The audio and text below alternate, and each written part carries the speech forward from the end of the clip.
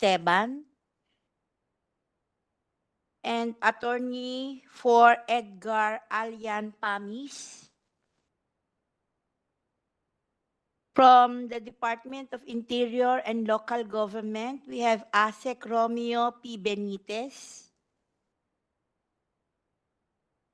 From the Department of Foreign Affairs, we have Undersecretary Jesus Gary Domingo.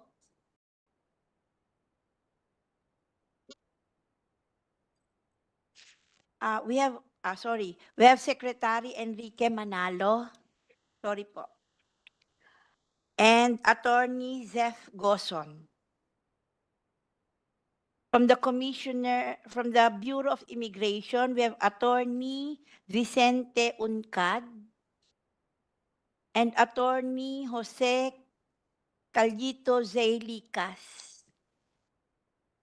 From the Council for the Welfare of Children, we have Undersecretary Angelo M. Tapales. From the Commission on Human Rights, we have Chairperson Richard Palpalatok. From the Securities and Exchange Commission, we have Attorney Jonathan Pancrasius Pagirigan. We have Chief Counsel Attorney Hale Oliver Labayo and Attorney Pamela Lorraine S. Ramos. From the Social Security System, they are represented by Ms. Marie Elaine Estoque, their Vice President for Mindanao South 1 Luzon Division. And Ms. Irene Laksamana, as well as Ms. Alnora Presbitero, Ms. Elaine Perucho, Attorney Joseph Desuña. From the Center for Migrant Advocacy, they are represented by the Executive Director Ellen Sana.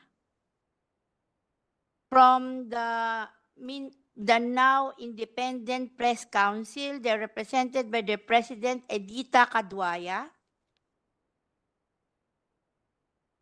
And the founding leader and executive pastor of the Kingdom of Jesus Christ, Pastor Apollo QUIBOLOY, together with Miss Jacqueline Roy, Resente Canada, Pauline Canada, Ingrid Canada, Sylvia Semañez. With online is Miss Arlene Canuda Stone, Mr. Edward Ablasa Masayon, Mr. Joar Martinet Olimba, Ms. Teresita Tinanhan Valdehuesa, Ms. Jocelyn Mondejar, and online also is Ms. Yulia Veronin, and online also is Mr. Dindo Garcia Makiling. We will be joined later by alias Marie, Senator. That's all. May I request all of those who have not yet taken their oaths, the resource persons and witnesses as well, to stand up.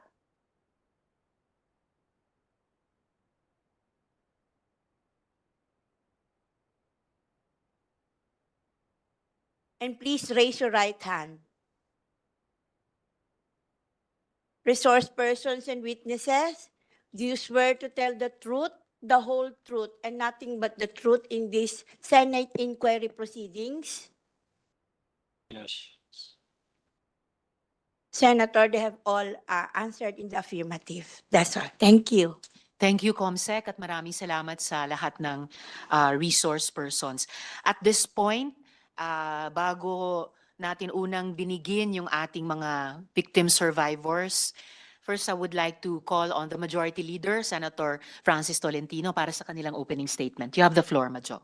Thank you, Madam Chair. Thank you, Madam Chair. Magandang umaga po sa inyong lahat. Magandang umaga sa ating mga resource persons. Magandang umaga kay Pastor Apollo QUIBOLOY at sa lahat ng mga naririto. at sa mga kapwa kong mambabatas, kahit po yung nandoon sa online at sa ating mga panauhin, tayo po ay naririto sa harap ng committee ito sa isang maulang araw. At nais ko lang linawin po ang layunin para sa aking perspective as an officer of the court, as a lawyer, kung ano po ang layunin at kahalagahan ng pagdinig na ito. Ang Senado ay, unang-una, ang Senado ay hindi isang hukuman.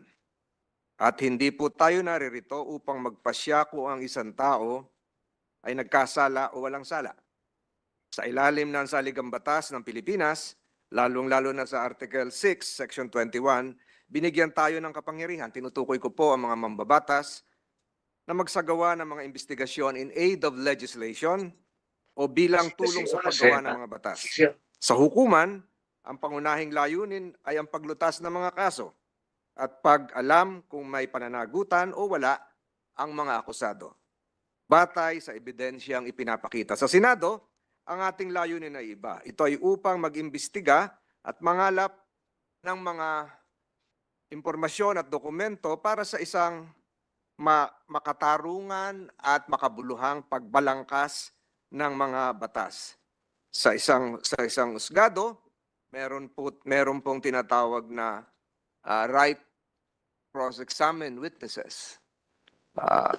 Maliwanag po sa Rules of Court, ang Bill of Rights, at iba pa. Ngunit nais ko pong ipabatid na ang karapatang mag-cross-examine ng mga testigo, isang mahalagang bahagi ng mga pagdinig ng korte, ay hindi saklaw ng investigasyong ito.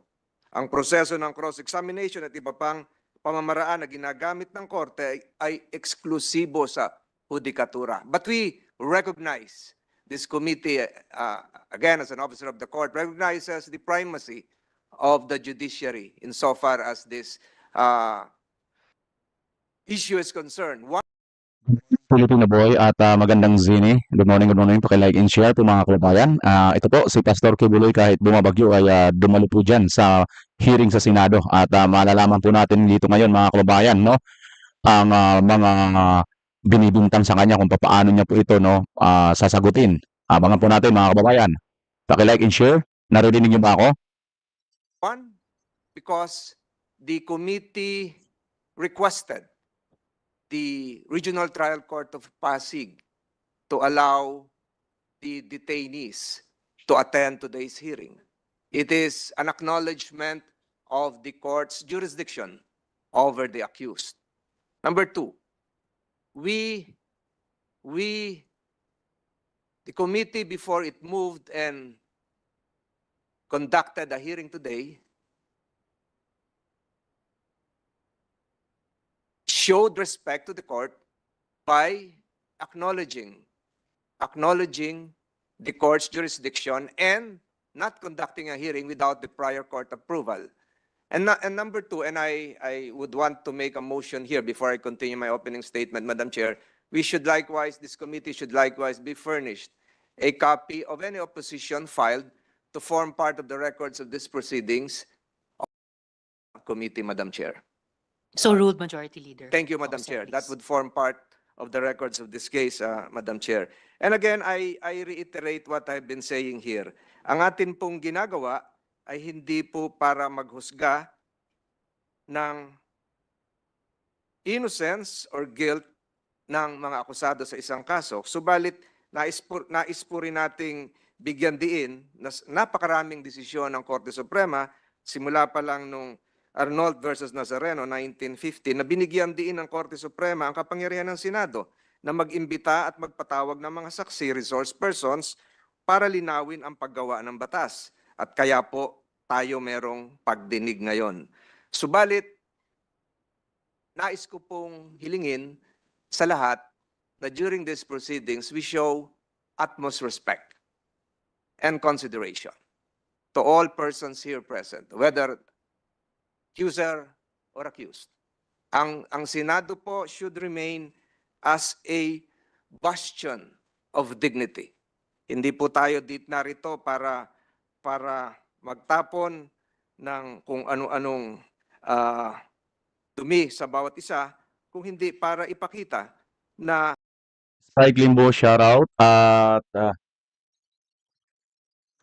Julieta de la Cruz, Kordapya, shoutout sa inyo lahat mga kababayan. Like and share po, like and share. Ito na po si Pastor Kibuloy, nasilayan po natin at mukhang okay naman po siya, ho? Awa ng Diyos. Tingnan natin, tuloy natin mga kababayan. Ang paggawa ng batas ay ating pinapahalagahan to assure all of those listening that under our rules, all resource persons will be treated with respect and afforded fair treatment. And that this institution, as I've said, will always pride itself in upholding the principles of fairness. Huwag po kayong umayaw manood mga kababayan. Nandito po si Pastor. Kung supporter po kayo ni Pastor, like and share po kayo. Support po natin po kay Pastor. After all mga kababayan, tumatakbo pong senador din po si Pastor Kibuloy.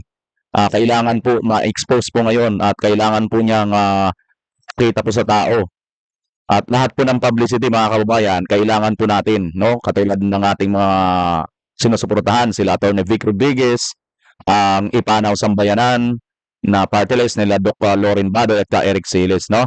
Lahat po yan at ang PDP laban, mga senators. Kaya mga kababayan, lahat po na ito at sulit po tayo sa mga DDS supporters at mga DDS candidates, ha? Lalo na ito si Pastor Kibuloy. Huwag po tayong panghihinaan ng loob mga kababayan. Kung manghihina po tayo ng loob, sino pa yung kanilang magiging kakampi, no? Kaya support, moral support po tayo mga kababayan. Sige, like and share po. Corazon Austero, Ila Tipasi. Hayaan mo na si Tol, si Pastor Kibuloy na lang. Manuel Del Cruz at Ate Charilo. Shoutout sa inyo lahat. Paki-like and share. Thank you. Tuloy natin.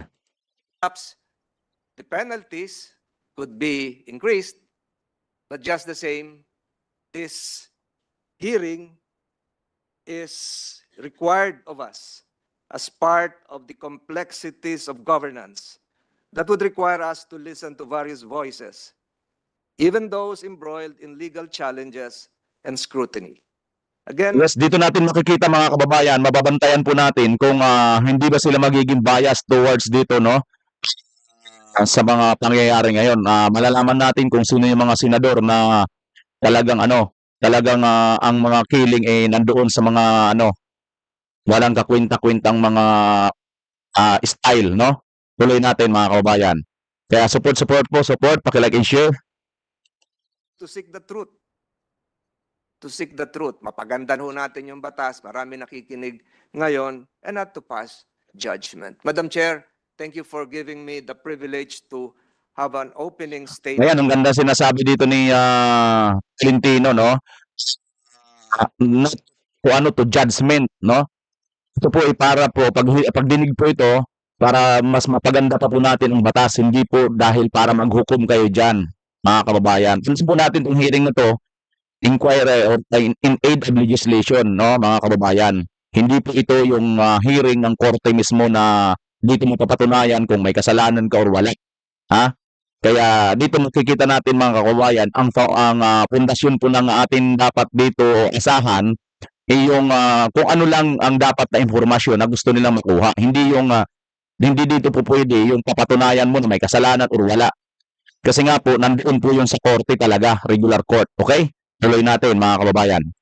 Labor laws din natin, kung saklaw yung mga karapatan at kagalingan ng mga tinatawag na religious volunteers. So muli, salamat po sa Majority Leader. And at this point, lastly, bago natin pakinggan yung ating mga victim survivors, may request po sa ating good Foreign Affairs Secretary Manalo dahil kinakailangan nilang umalis ng mas maaga na makapagbigay ng ilang mga salita sa atin. Secretary Manalo, you have the floor, sir. Thank you. Maraming salamat, Honorable Chairperson Senator Risa Hontiveros, Honorable Senator Francis Tolentino, my colleagues in government, good morning.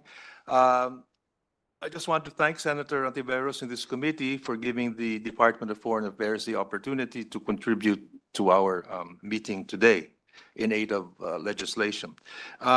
Nais ko lang briefing lang on 2 points with your permission. The first point is on the possible extradition issue. And as you know, the Philippines has an extradition treaty with the United States of America. I wish to report that as of this date, the Department of Foreign Affairs has not received a formal extradition request from the United States. Doon po sa isang issue din, I want to focus on the request for assistance by any Filipino nationals in the United States who may have been victims of human trafficking in relation to this case. As of this date, none of our foreign service posts in the United States have reported receiving any request for assistance. Madam Chair, the DFA is ready to assist in providing any information that we may receive from this date relevant to the to today's legislative inquiry. And I'm also being joined today by Undersecretary Jose Domingo, who can add any input if needed for this morning. Thank you. Thank you very much, Secretary Manalo. Yes, would you, Sec Domingo, like to briefly add anything to these two updates on the formal request for extradition and the request for assistance? Okay, thank you, Madam Chair, Senator Tolentino. Yes, as Secretary Manalo has mentioned, that we have not yet received a formal request, but we are standing by. Also, we have also not received any request with regard to trafficking, with assistance with respect to the human trafficking. But all our foreign service posts and all our offices in the Department of Foreign Affairs stand ready. And we have been in informal consultation and communications with our sister agencies in government. Thank you, Madam. Thank you also, Yusek Domingo. The Majority Leader would like Just to one interject. quick follow-up question, address either the Secretary Manalo or Yusek Domingo. I have here in my possession in front of me our extradition treaty. Para sa mga nandito ha, hindi pa naman po nag-uumpisa, no? Francisca Sorbelia, Manuel Del Cruz, Ila Tipasi, Nets Lanon, Mary Grace Gonzalez, Eloy Saoy, Pastor to win-win, God bless you, sabi niya. Siren, Karin pala, Karin TV, nag-like na rin po ako at share. Thanks, sabi ni Karin TV. Nets Lanon, ang sarap, ingod-ngod ang mukha ni virus, sabi ni Nets Lanon. Good evening, Sir BMR, sabi ni Robert Labra.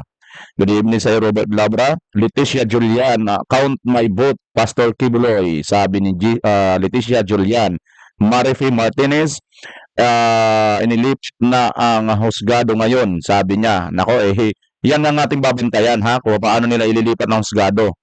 At hindi ito po pwede, mga kababayan, ha? Tuloy na yun. Tuloy tayo.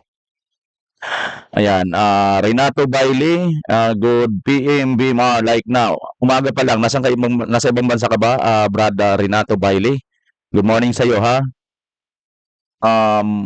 Morlitana, sa akin, mas naawa ako sa mga biktima kasi nga mga bata pa sila nang wala sa kalaban-laban lang.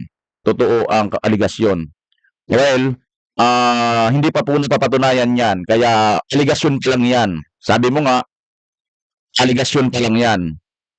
Oo. Hindi naman lahat ng mga allegation ay totoo eh. Di ba? Kaya nga kailangan may korte tayo eh.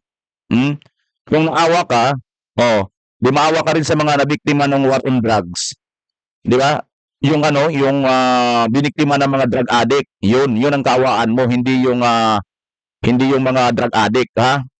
Sana ganun kayo mga kababayan. Kung naawa kayo sa mga biktima, isama nyo rin yung biktima ng mga adik at mga sindikato.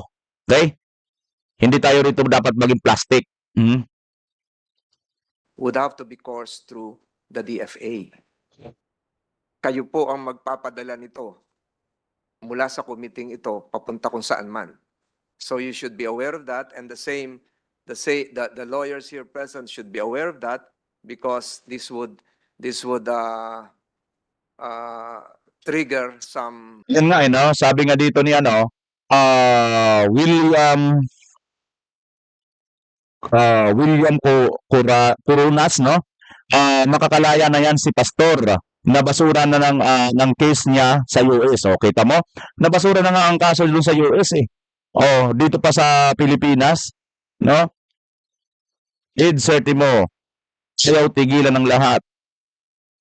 Yung mga dikit kay PRRD. Tama ka dyan. Ayaw talaga nilang tigilan. Gusto nilang dikdikin lahat ng mga PRRD supporters at mga Duterte mismo. Di ba? Kaya nga nag-pull out na si BP Sara eh. Kaya hindi rin po tayo mga kababayan maglulubay, mag-support din sa kanila. Okay? Tuloy tayo. Undersecretary Domingo at Majority Leader.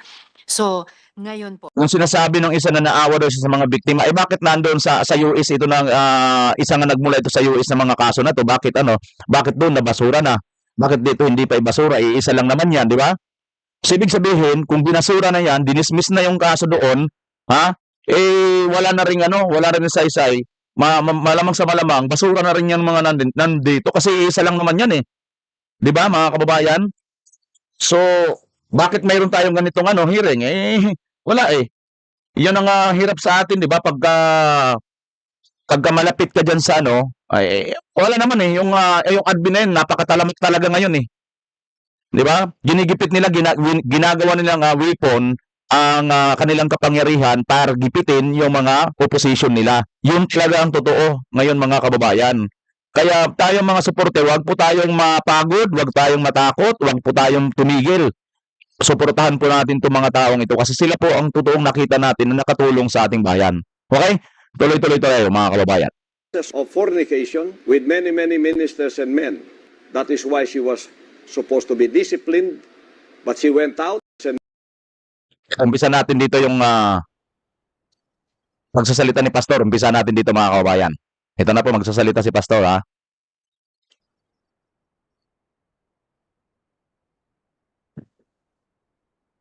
she contacted someone named Teresita Valdehuesa, who was a former worker here in the kingdom, who committed lapses of fornication with many ministers and men.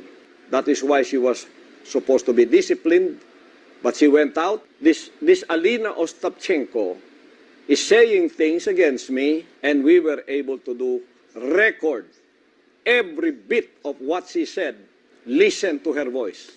Everything that you have said to Teresita Valdehuesa, who is a former worker here, who also backslid because of some lapses in immorality, will give you a sample of her voice that was recorded. Go. I'm fine, dear. I remember you by... Ayan, sa mga magtatanong po, nandito si Pastor mismo sa Senado, mga kababayan. Nandito mo mismo siya. Yung picture nyo na nakita sa thumbnails, yan po yan. Tuloy natin, mga kababayan. Nandito siya, ha? Sa lahat po ng mga nandito ngayon sa ating live, naka-live po si Pastor na nandyan po mismo sa Senado. Paki-like and share po.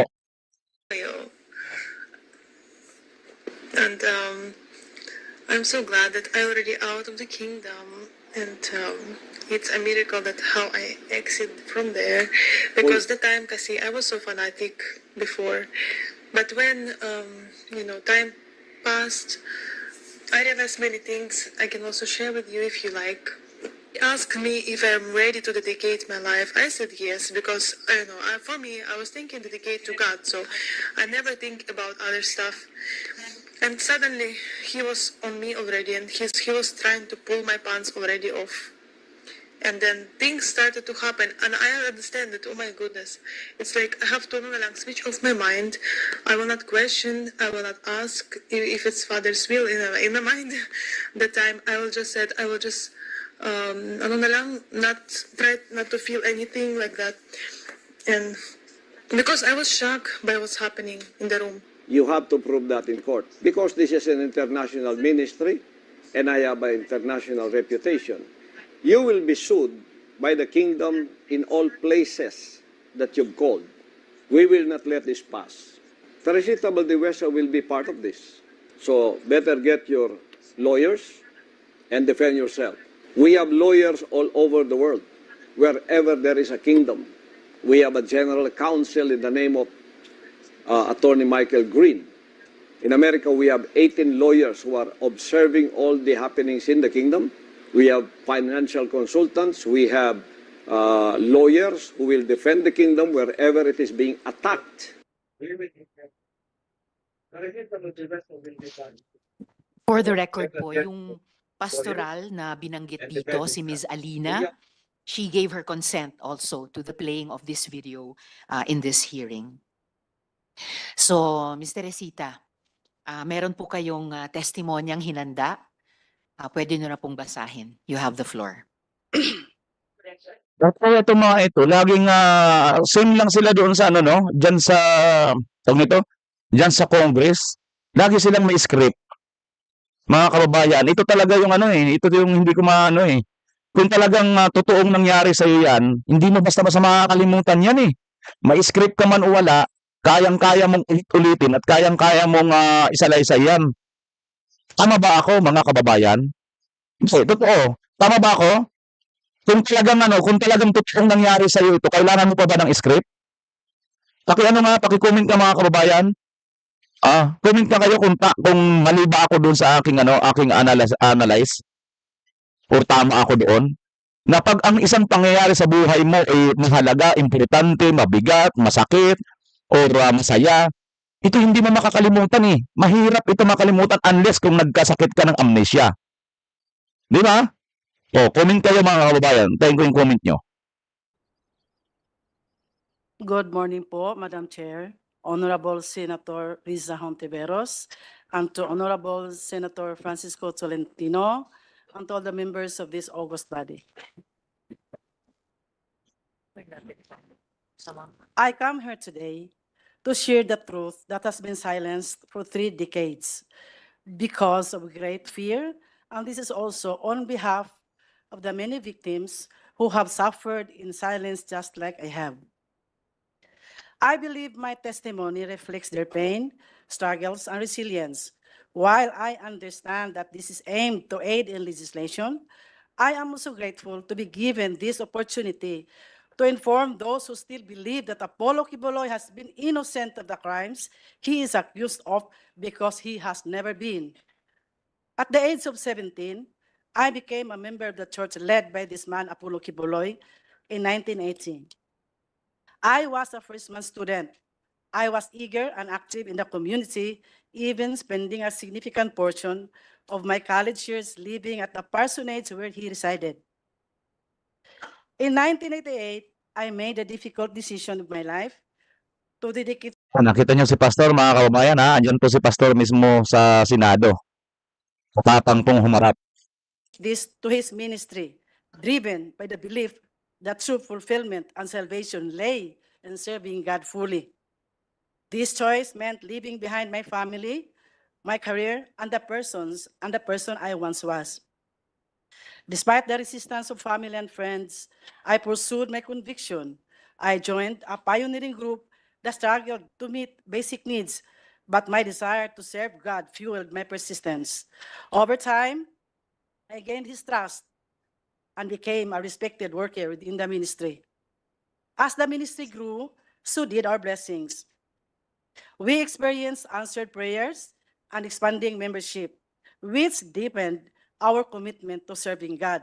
Apollo C. QUIBOLOY, whom I revered, was considered as God anointed, and his words held absolute authority. I respected him deeply, viewing him as truly the man of God. From the moment I dedicated my life to the ministry until 1993, I experienced a profound spiritual awakenings. I felt forgiven. My love for God deepened. And I was proud to serve alongside a man I believed to be holy. But one day while in Manila, I received a long-distance call from him. He informed me that he had received a divine revelation intended for me and instructed me to travel to Cebu, where he would share this important message.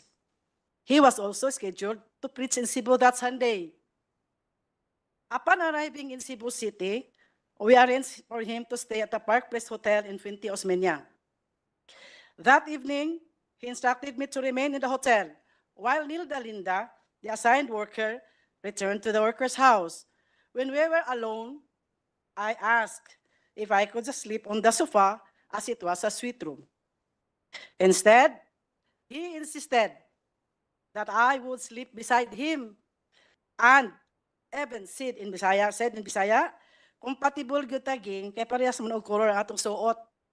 Translated, we are compatible because our outfits are of the same colors.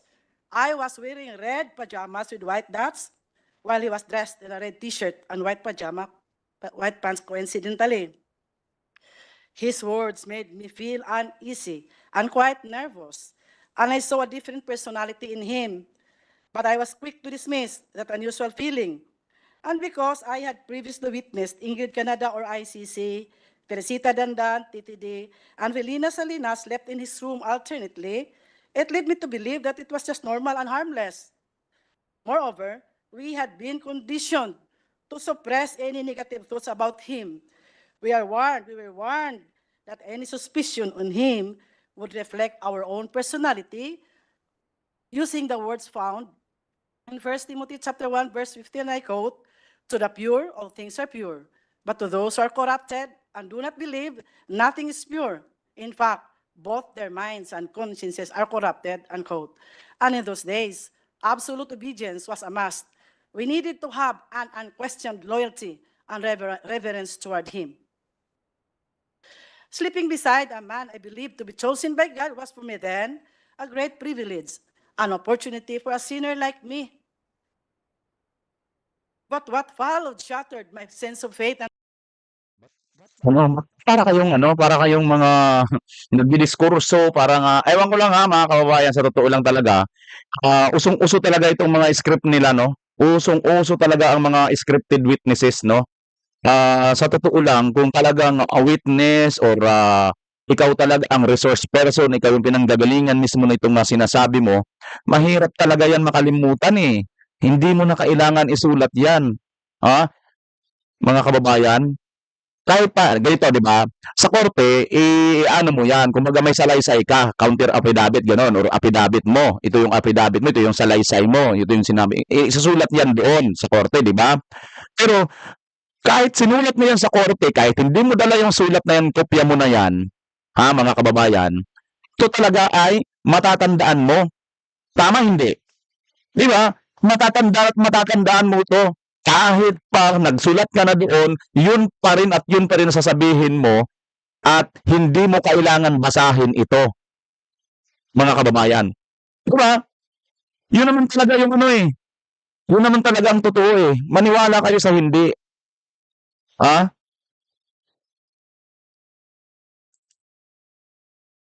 trust. Without a word, after turning off the light, he embraced Dalawang beses, Ingrid Canada. Nandito po ba siya sa harapan ninyo? Yes, patabi po siya ni Mr. Kibuloy. Sila po, yung nagtaas ng kamay. All right, salamat po. Please proceed, Mr. Resita. During that meeting, he informed the girls that I would be included in the inner circle. Right there and then, I realized that these women had likely endured similar experiences. Without any words, we shared a mutual understanding. None of us dared speak about what had happened to us. In February 1994, I was sent to Hong Kong, still carrying all the confusions and emotional turmoil. Despite this, I continued to pretend that everything was fine. When one of our musicians, JC Pangilinan, was scheduled to return to the Philippines, I seized the opportunity to send a personal letter to ACQ. In that letter, I poured out my feelings, openly expressing my emotional distress. I was honest about how deeply Delilah Becerra, kilala ko yan, my neighbor. Talaga, anong style nito? Kung kilala mo, Delilah Becerra. Kung neighbor mo to, kilala mo, ano bang style nito? Anong klase ito, kung kilala mo to? shocked I was to learn of his life beyond the pulpit. The man I had revered as a holy figure was in reality an ordinary mortal, one who had exploited my genuine commitment and dedication to God. My faith wavered, and everything I had once believed was shattered. I prepared myself for a harsh response, expecting a violent reaction from him. To my surprise, there was none. Instead, I was sent back here. Upon my return, I was even more surprised to learn that I had been promoted I was appointed National Crusade Coordinator, National Logistics Coordinator, and Luzon Area Administrator all at once. This was a sudden and significant promotion from my previous role. Visiting satellite churches to distract my confusion and agony. One day, ICC confronted me saying, ACQ sensed my distance. I made my work an excuse. February 15, 1998, ACQ used me again. It was always out of fear that I obeyed, a fear mixed with anxiety that he might knew how I pretended to be extremely grateful that he allowed me to be a part of his physical life, because in all honesty, and God truly knew I was not. All the pent-up emotions suffocated me that on the following day, while preparing for church, I collapsed. ACQ performed mouth-to-mouth resuscitation, but later I learned, he told others, that it was just a way for me to seduce him. Kaya mga kababayan, ano, maganda dito kung talagang ipalit sa kanya kaya yung mga sinabi niya lahat. Ha? Kung talagang totoong nangyari ito sa kanila, ulit sa kanila nang walang binabasa. Tutal, ayon sa kanila, ito yung nangyari sa kanila, di ba? So, ipaulit sa kanila. Sabihin nila nang walang binabasa. Di ba? Good suggestion yan kay sino yon? Si Ana Ganda. Yan, gandang suggestion mo, Ana Ganda. Garcia Leo, shoutout. Paki-like and share po mga kababayan. Labeling me as Jezebel the Temptress. I believe Apollo Carrion QUIBOLOY understood that I never want sexual immorality, impurity, lust. But how could I achieve this with the circumstances that I was in? Disobedience and complaints were never an option. Anyone who did so was labeled as carnal, as someone who did not overcome the flesh. Everything was always twisted. Isa pa mga One kababayan, day, ICC said, kung talagang totoong biktima ka rin, no? Sobra yung emote mo at hindi ba yung mga nakikita natin, yung katulad doon sa mga nauna nating mga nakita na sobra talagang nagiging emotional, yung nagiging biktima, kahit matagal na sa kanila, at walang binabasang script, di ba mga kababayan? Ang nakita lang naman nating emotional na may binabasang script si Garma. Oh, di ba? Sir has noticed that you've been distant. I was instructed to prepare my documents for my USA visa, and I believe realization came later when I already left from his group, that it was also to distance me from the workers and members here that I might be able to tell his dark secret. I never wanted to go to America because inside of me were unresolved spiritual issues, confused mind that bothered me always. But my visa was approved. I didn't know that I was to lead and plan for the fundraising to be done in America, and we would employ the same strategy of our money-making here in the country. In America, I witnessed the double standard life. What we prohibited in the Philippines, we did them there. We lived in luxury. We toured around. We dined in fine and expensive restaurants. We watched movies. Sky's the limit when they went shopping.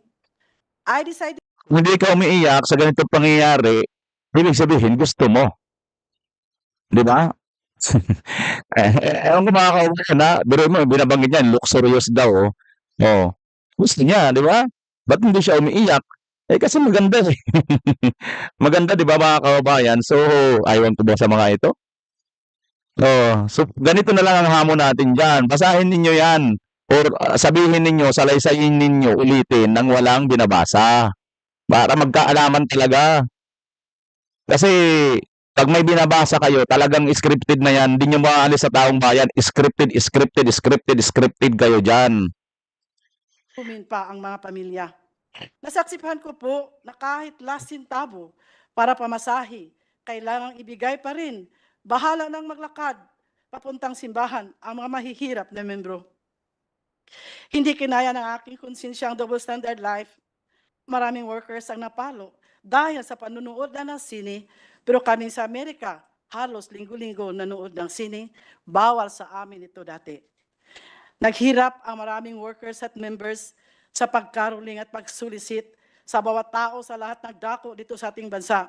May namatay, may na-aksidente, may nakulong, may mga na-rape pa na hindi na na-report. Dahil baka hindi paniwalaan at baka makapag-fasting pa dahil may kasalanan na itinago, kaya napahintulutang nangyari. Lahat may kota, di ba? Napakasakit po sa damdamin ko dahil ako po ang namuno sa mga fundraisings. After December season, ang mga members kailangang magtinda ng mga kakanin para may bigay sa mga pledges for Alay kay Kristo, building funds, love offerings, television pledges, tithes, and others. And when they could not provide for their own foods, they would just resort to fasting. Meron din pa akong quota, 10 to 15 million pesos to raise in the month of December alone. I organized the carolers nationwide to meet my quota. We recruited and trafficked our young people from Mindanao and Visayas to carol in the provinces of Luzon and in the national capital region cities. Marami pong estudyante na Nobyembre pa lang kailangan nang mag-absent sa paralan at ang iba hindi na nakabalik sa pag-aaral dahil inuna ang simbahan, inuna ang pagkaroling, inuna ang paghanap ng pera. But nobody questioned where our income was spent. Sa mga buwan ng Pebrero hanggang Oktubre, ang ibang workers na nasa logistics department kailangan mag-solicit na naman throughout the country using the permits of the different associations, Pag-asa ng Buhay, Children's Way Foundation, Tulong sa May Kapansanan, Handog ng Pagmamahal, Pagdamay sa Dukha, Shivers for Christ. The supposed income na dapat ibigay sa mga beneficiaries sa mga nasabing associations, hindi naman talaga truthfully and honestly na ibigay. Only a little portion of the income was shared to the beneficiaries. Ang ibang workers naman, walang hinto sa pagtinda rin ng mga kakanin na may quota of 500 to 1,000 pesos a day, Monday to Saturday. Ito ang buhay ng mga workers na nasa logistics department. In America, they began to notice my indifference. ICC called my attention, stating there were reports from my assistant in the logistics department in Manila that I had secretly sent money to my family. Then, she informed me that ministers wrote letters to ACQ and reported that I tempted and fornicated with them during my visits to their satellite churches. I was so shocked to learn of the sudden accusations. I also wrote a letter and enumerated the real circumstances of my life with all the ministers I came in contact with in relation to our aggressive fundraising, being the National Logistics Coordinator. However, that was not enough. I was then forced to write a long letter of confession, making it appear that I was a sinner who committed all kinds of sins, including those I had committed before joining the ministry. I complied, believing that through this written confession, I would be totally forgiven from my old sins and burdens and be completely sanctified. In detail, I wrote everything I thought was considered sin I had committed from childhood until the present. I also implicated ACQ in my sins.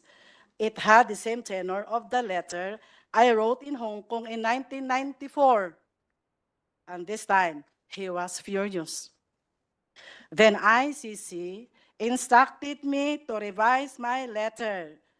I was told not to implicate ACQ and to state that I was the sole sinner and I was filthy. Upon realizing how angry ACQ was, I revised my letter out of fear and stated that I had sinned because I truly was filthy. In detail, I imagined sins. Ms. Teresita, yung paulit-ulit yung binabanggit na ICC, sino po yun? Ingrid Chavez Canada. Sila pa rin po. All right. Please proceed. In detail, I imagined sins and I made it appear that I had committed them all. That was how stupid I was to obey and exaggerate my story, just to appease the anger of our leader, Apollo C. QUIBOLOY, not knowing it would become my death sentence later. My exaggerated story was then distributed to all his leaders and ministers, and they believed I was filthy, I was pervert, and I was wicked, painting me as the sole guilty party, while ACQ remained innocent. Little did I know this confession would lead to my condemnation within the ministry. And Ms. Teresita, pag sinasabi nyo ACQ, sino po yun? Apollo Carrion Quiboloy po, Alright. October 15, 1998. I was sent back here to receive a punishment through prayer and fasting in the guise of spiritual discipline. And the fasting they planned for me was beyond my imagination. It took me 7 months to suffer hunger and isolation in the mountain of Tamayong in Kalinan, Davao City. They placed me in a small, dark, elevated room beside a kitchen, separated only by a macan walls. My bed was rough, made of uneven slabs, with exposed nails pressing into my back as I slept. I woke up this morning in pain, with no beddings, and the cold October nights left me shivering. I requested a blanket and a mat, but I was denied. Every day from 8 to 5 p.m., I followed a strict routine, regardless of the weather, enduring hunger and isolation. No one allowed near me, as I was labeled filthy and deserving of this punishment. Members were forbidden to speak to me. I was physically very weak and so depressed. I prayed that God would just take my life. Ilang beses po ako nanalangin na sana kunin na ako ng Panginoon. I started to question God and wondered if this was truly a divine process or simply human punishment. I asked myself, is this ACQ's way of retaliating because I rejected the life he imposed on me? It felt like vengeance and disguised as spiritual discipline. My only solace came from reading the Word of God from Genesis to Revelation over and over again. Every day was a struggle of faith. I struggled to believe that the process was still the perfect will of God for me.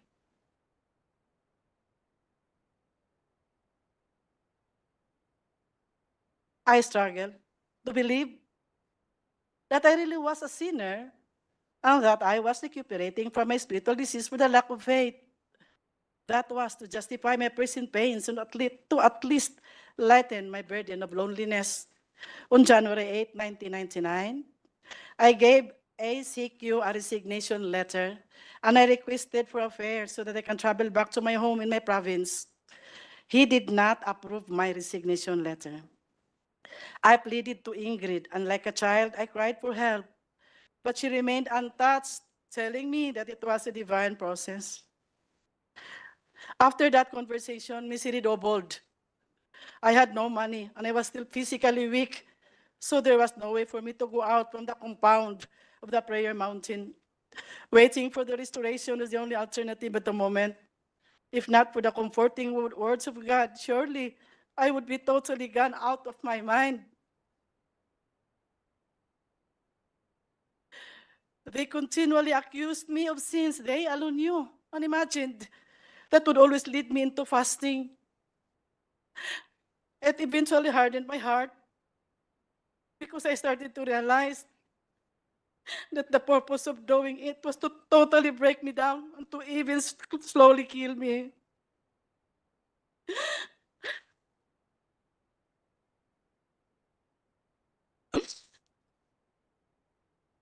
I no longer saw the reason to stay. I submitted my resignation as a full-time volunteer worker for the second time. But Apollo Carrion Quiboloy refused it again. A week later, on September 30, 1999, I decided to leave without asking for permission, determined to free myself from his control. It was only when I left out of the group, that I finally clearly understood that the man I had believed to be God's chosen and holy was an impostor, oppressor, and deceiver. He manipulated me using his authority and power as God's anointed. I thank God that He took me out from His bondage, from that ambiguous feeling of fear mingled with so much love and loyalty to my Redeemer, Jesus Christ.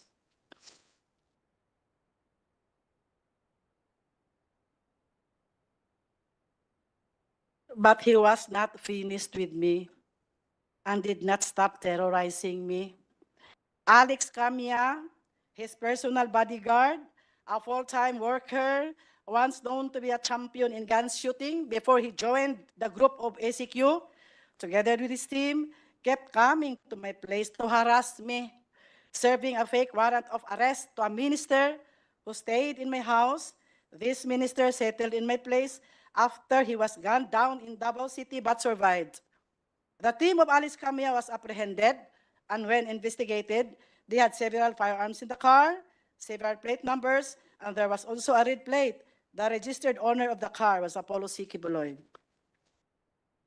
Because of their failure to serve the warrant of arrest, they blamed me for hiding the minister and filed cases against me of obstructing justice and grave misconduct and an act unbecoming of a public official.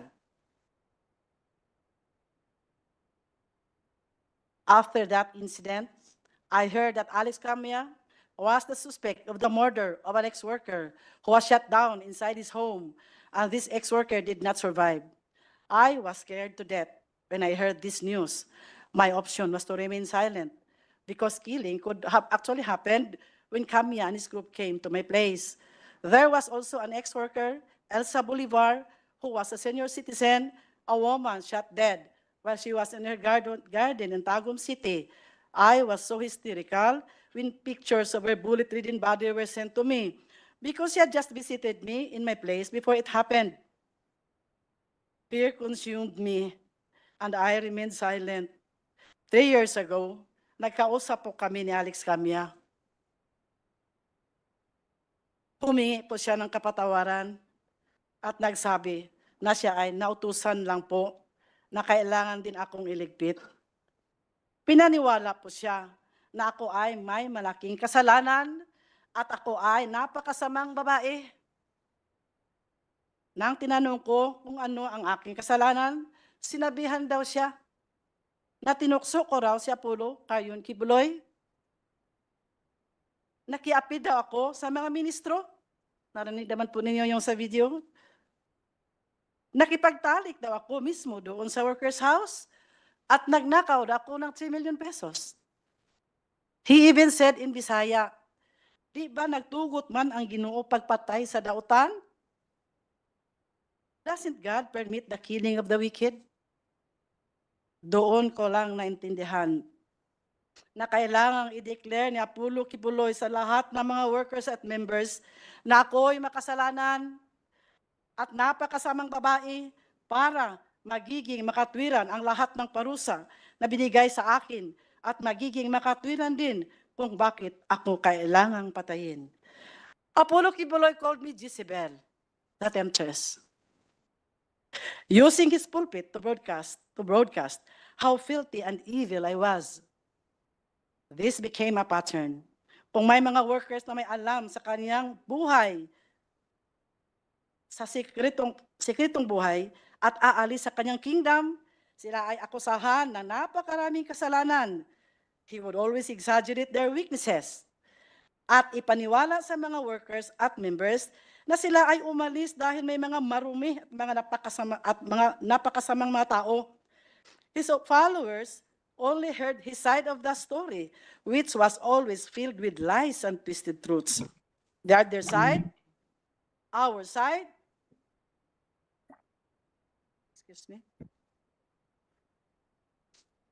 was never heard and was never allowed to be heard.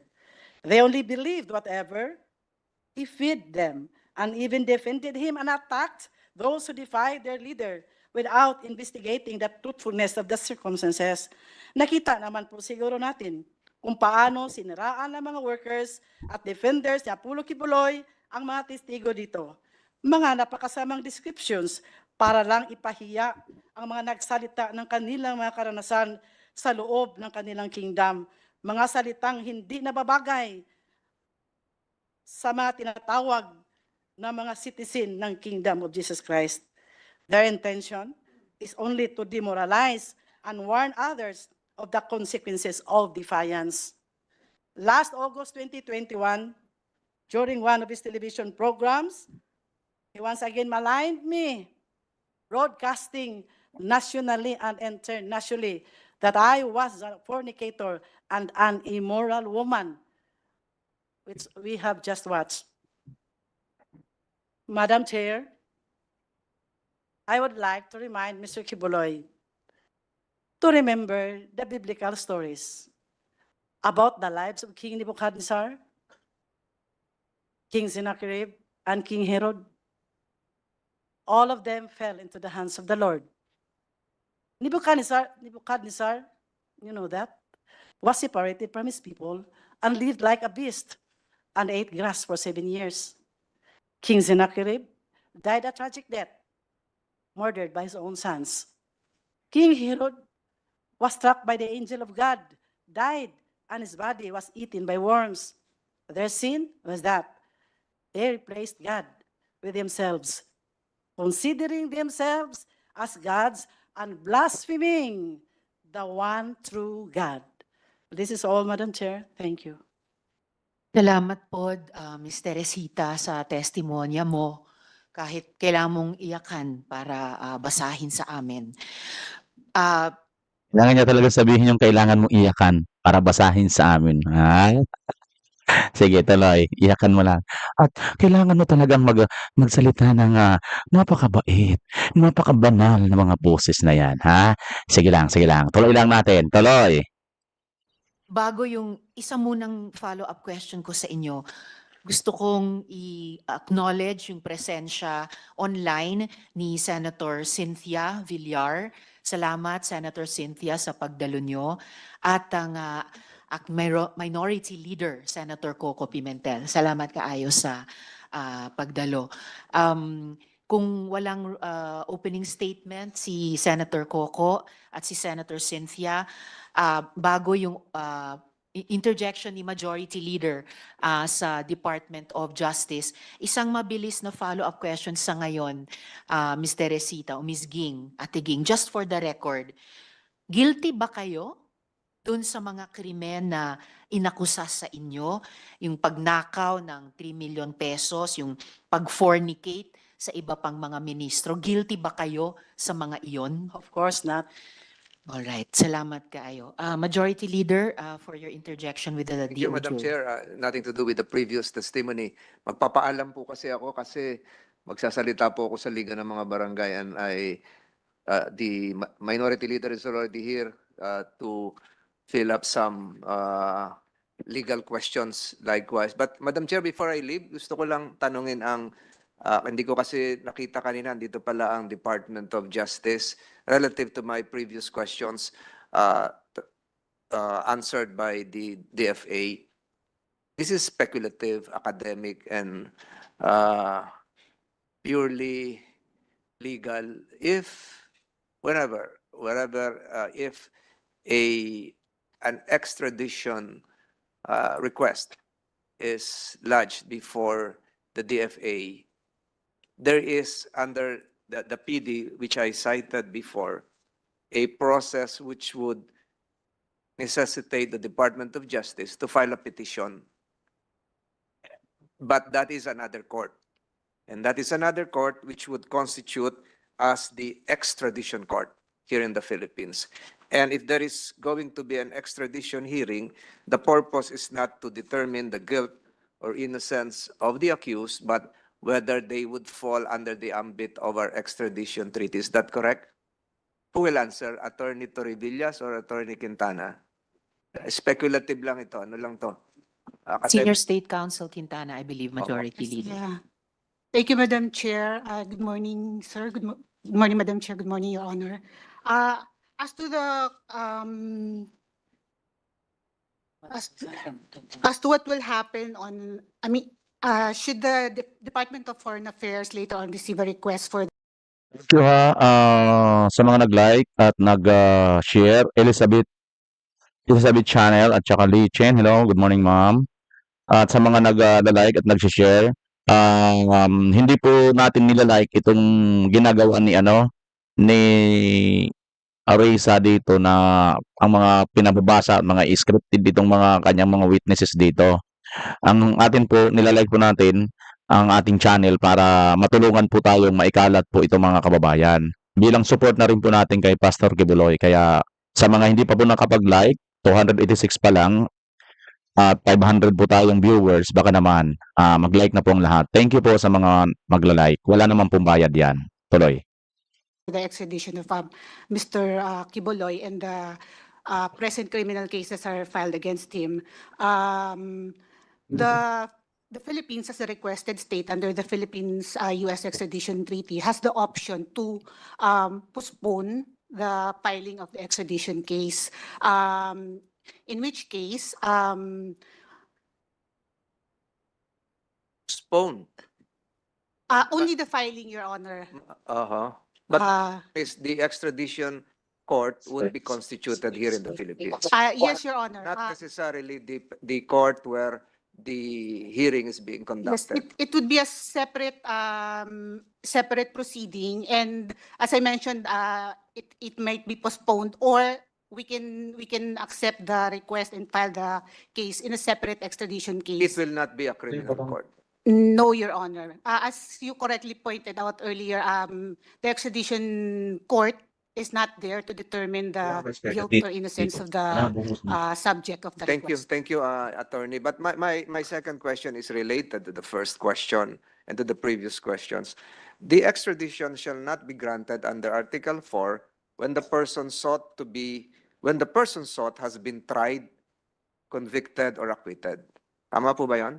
So pag may pending case na rito at mabilis yung proseso, conviction or acquittal, hindi na siya pwedeng i-extradite. Is that correct? Your Honor, under Article 4, that may be a ground for refusal of the request for extradition, but that in that case, so Your Honor, ang ano po dun parang in effect parang double jeopardy. But in this instance po, there is no double jeopardy kasi po yung Saying double jeopardy. One of the grounds for refusal would be when there has been a trial, conviction, or acquittal that's explicitly stated under Article 4 prior prosecution. Double jeopardy will not apply because of the concept of dual sovereignty. Am I correct? yes, Your Honor. So, ang tanong ko, mas makakabuti ba na mas mabilis ang trial sa Pasig, which would result in either conviction or acquittal, dahil hindi na pwedeng ma-extradite?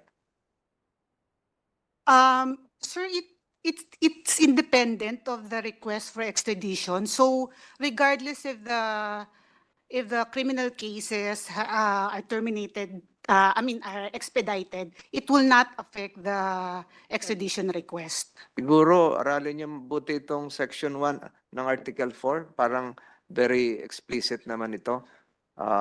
You still have time.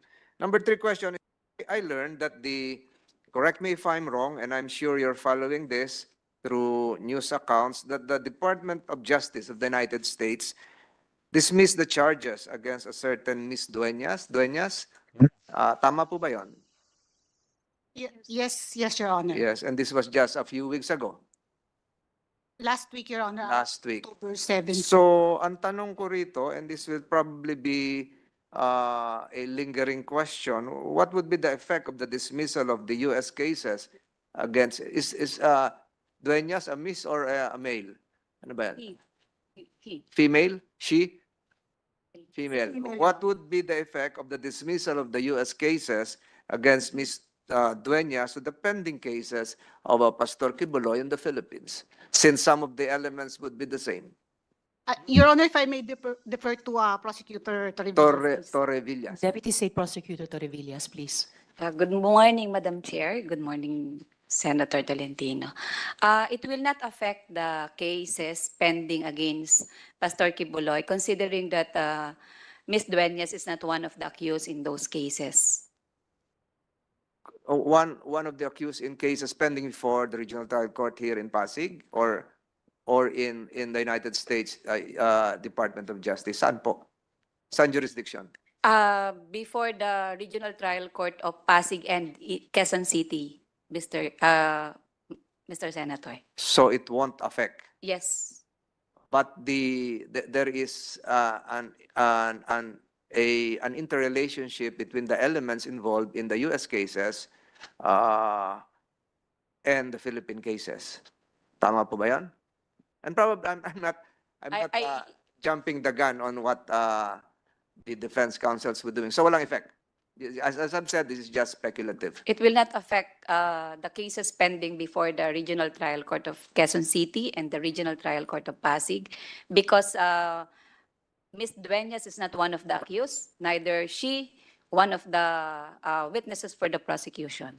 But some of the defendants in the case pending before the U.S. Department of Justice are likewise defendants, are accused here in the Philippines. And I understand there would be a second hearing come May 20 before the U.S. Department of Justice. Tama po ba yan? I am not aware of that. Okay. So paano naman kung yun ang magkaroon ng ibang desisyon while pending dito sa Pasig and Quezon City yung ibang kaso? Any speculative answer? O kung wala, mahirap na It siguro. has no connection at all connection because, at all. opo. Different jurisdictions, different elements. Again, Madam Chair, maraming salamat po sa pagbibigay sa akin ng pagkakataong makapagsalita. I reiterate again my earlier statements that respect and dignity should permeate the entire proceedings today. And I hope that the dignity of the Senate through this committee will be enshrined, Madam Chair. Maraming salamat po sa pagkakataong ito at maraming salamat sa mga resource persons natin na dumalo. Magandang umaga po sa inyong lahat. Daghang salamat. Maraming salamat din po, Majority Leader, and of course, the Chair and the whole committee ay nakikiisa dun sa patuloy na pagtaguyod ng respeto at dignidad ng Senado at ng Senado para sa lahat ng lumalahok dito sa ating mga pagdinig. So balikan po natin si Ms. Teresita, si Ate Ging, mga patuloy po na follow-up questions ko sa inyong testimonya kanina. So, batay po pa rin po dun sa testimonyang binasa nyo kanina. Talaga malinaw yun, ano? Parang hindi, kasi umalis na si Tolentino, mga kababayan, ano? Yung tinatanong niya kung hindi ba maapektuhan yung pagkakabasura nga doon ng ano. Kasi yung ang element ng kaso doon ni Dueñas, element ng kaso dito ni Pastor Quiboloy sa Pilipinas ay mayroon pong parehas, no? Yung elemento doon. So, ayon naman dito sa prosecutors, hindi naman daw makakaapekto. So tingnan natin mga kababayan, actually hindi naman po sila talaga yung mga huwis, no, para magsabi nito or hindi. 'Di ba? Hindi sila magano. So nakita natin dito mga kababayan na mayroon pong para bang gray area, no, kasi nga halos may element doon na dismiss sa US at element na nandito sa Pilipinas na kasalukuyang dinidinig. So nakakaabang-abang po kung ano po ang magiging desisyon dito sa Pilipinas, ano? Anong taon nga po kayo sinimulang abusuhin ayon sa inyong testimony at alaala? It was in October of 1993. October of 1993. So 31 years ago po. Yes po. Alright. Tapos ulitin ko lang po yung nabalitaan kong fasting o dry fast. So hindi kayo pinakain, di kayo pinainom ng tubig. Ilang araw nga po ba ginawa ito sa inyo? At wala po bang kasamahan ninyo doon na sinubukang tulungan kayo? Of course, nobody would ever dare help me because upon instruction, na hindi nga ako and they did not even allow, they were not even allowed to talk to me, nor even to come near to me. So actually there were 2 sets of fasting given to me. One set was, there was straight 10 days fasting. There was no food, no water. It was Ninit Ukyas who gave me the list of instruction, and number 1 in the list is to do dry fast for straight 10 days. Sino po nagbigay ng instruction? Ninit Ukyas. Nenet Okyas. Yeah. Okay po. And then, I only was able to eat a little amount of rice and viand on the 39th day, because when you had fasted, hindi naman kailangan kakain ka agad. So there was water, then then lugaw, and then finally on the 39th day, that was the time I was able to eat rice. And then after that, there was that second round of fasting, which was even more miserable. It started on February 6, 1999, and there were other workers also. And that was very miserable, because it was like this. We were given 5 days or sometimes 7 days. It was a kind of a series of fasting. The first, second, third days were for dry fasting, meaning you were not allowed to drink, of course, to eat food, dry foods. And on the 4th, sometimes it's water, sometimes it's sometimes it's lugaw. Then another 5 days, the same pattern. Sometimes it became 7. It ended on the it ended on the month of May, because I have my diary on that. So yung pangalawang dry fasting, 3 buwan na may iba't ibang klaseng fasting for 5 days or 7 days, 1 to 3 days na dry fasting. Yes. On the 4th day may tubig o yung yung pinakuluan ng sinaing, di ba? Yung pinapainom ng mga lolo't lola natin sa mga baby nung panahon ng World War II. Yung sabaw ng ano po. Sabaw. lugaw. Sabaw ng lugaw. Yes po. Or lugaw. So over 3 months, may ganitong series ng mga iba't ibang klase ng dry fasting. Yes po. But I was together with other workers also, because they were also punished, but I was the longest. I stayed there for the longest 3 months. And yung una pong dry fast, yung unang set ng pagpapadry fast sa inyo na 10 araw, walang pagkain, walang tubig. 10 araw na walang tubig at 10 araw na walang pagkain? Yes po, that's true. Paano niyo po na-survive yun? I did not even think I would survive, Opo. because of course the place was cold, and then every time in the morning when I took a bath, so parang doon ko na lang nalalasap yung tubig. Kaya I keep taking a bath 3 times a day. Iniinom nyo na lang yung Halos hindi ko mainom tubig kasi pampaligo. natatakot ka namang baka masira yung tiyan mo. Parang ganun lang, parang. And after 39 days, ganun ulit, pinainom muna kayo ng tubig, ng and then pinakain ng lugaw, and finally, kanin. Yes, on the 39th day. But there was a month, I think it was month of December, may kinain na rin ako doon. Kaya lang, again, maybe they were not satisfied with the result. Maybe they wanted me to really slowly kill me. So again, I had another series of fasting. That was, as what I have said, it started on February 6th and ended on the month of May. During those 2 times po, yung dalawang set ng dry fasting, yung unang 10 araw at yung pangalawang umabot ng 3 buwan, nakakulong kayo noon or were you restrained in any way? No, I was just there in the mountain, in the prayer mountain, not really kulong, but the place is big naman. So I had to go to the prayer house. I had to pray, I think 3 times a day. 9 o'clock, 12 o'clock, 4 times a day. 4 and then 6 o'clock in the evening. And kanina sabi nyo dun sa pangalawang set ng dry fasting sa inyo, over 3 months, may ibang workers pa kayong kasama, bagamat hindi sila kasing tagal na pinadry fast tulad ninyo. Bukod dyan sa pagpapadry fast, yung ganyang abuso. Siyang sinabi dito, binanggit dito na pumayat siya. Mga kababayan, ano? Kasi ako nasubukan ko yan eh. Pag wala kang tubig talaga, nagtutubig nga ako minsan eh. Pero yung 2 araw, 3 araw, subukan nyo, mga kababayan. Liliit ang tiyan nyo, mawawala yung mga bilbil ninyo. Kasi kakainin ng ano yan eh. Kakainin ng katawan ninyo, yun yung magiging magsisilbing ano, pagkain niya. Yung mga bilbil, yung mga taba-taba natin.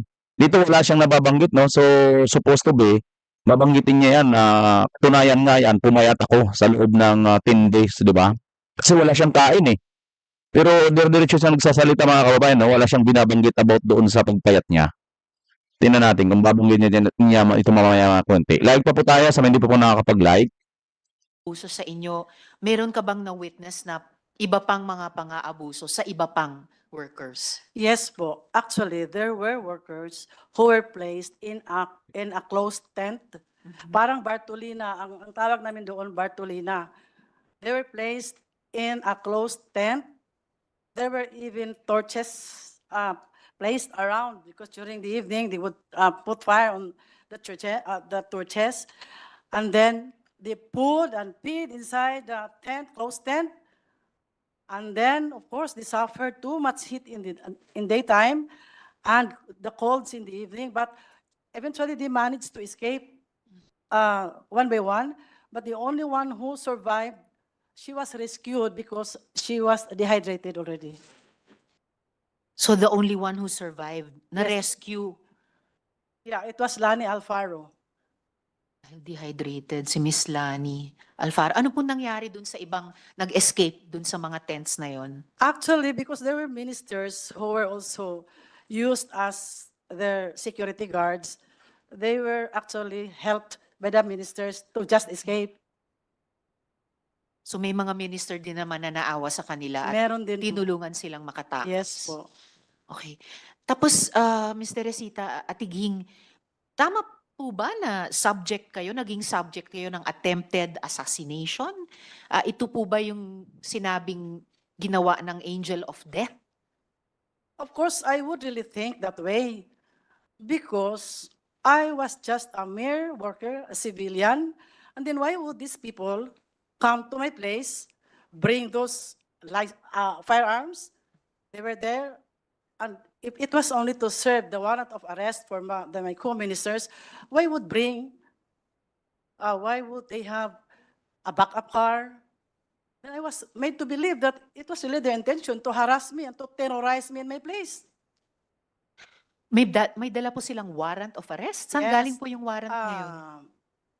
As I have stated, there was actually one minister who had a problem, no? Then he was gunned down in Davao City. Then I actually helped him settled in my place. And then Ito po yung He was- nag-survive ng assassination attempt. survived. Then he was served by that warrant of arrest.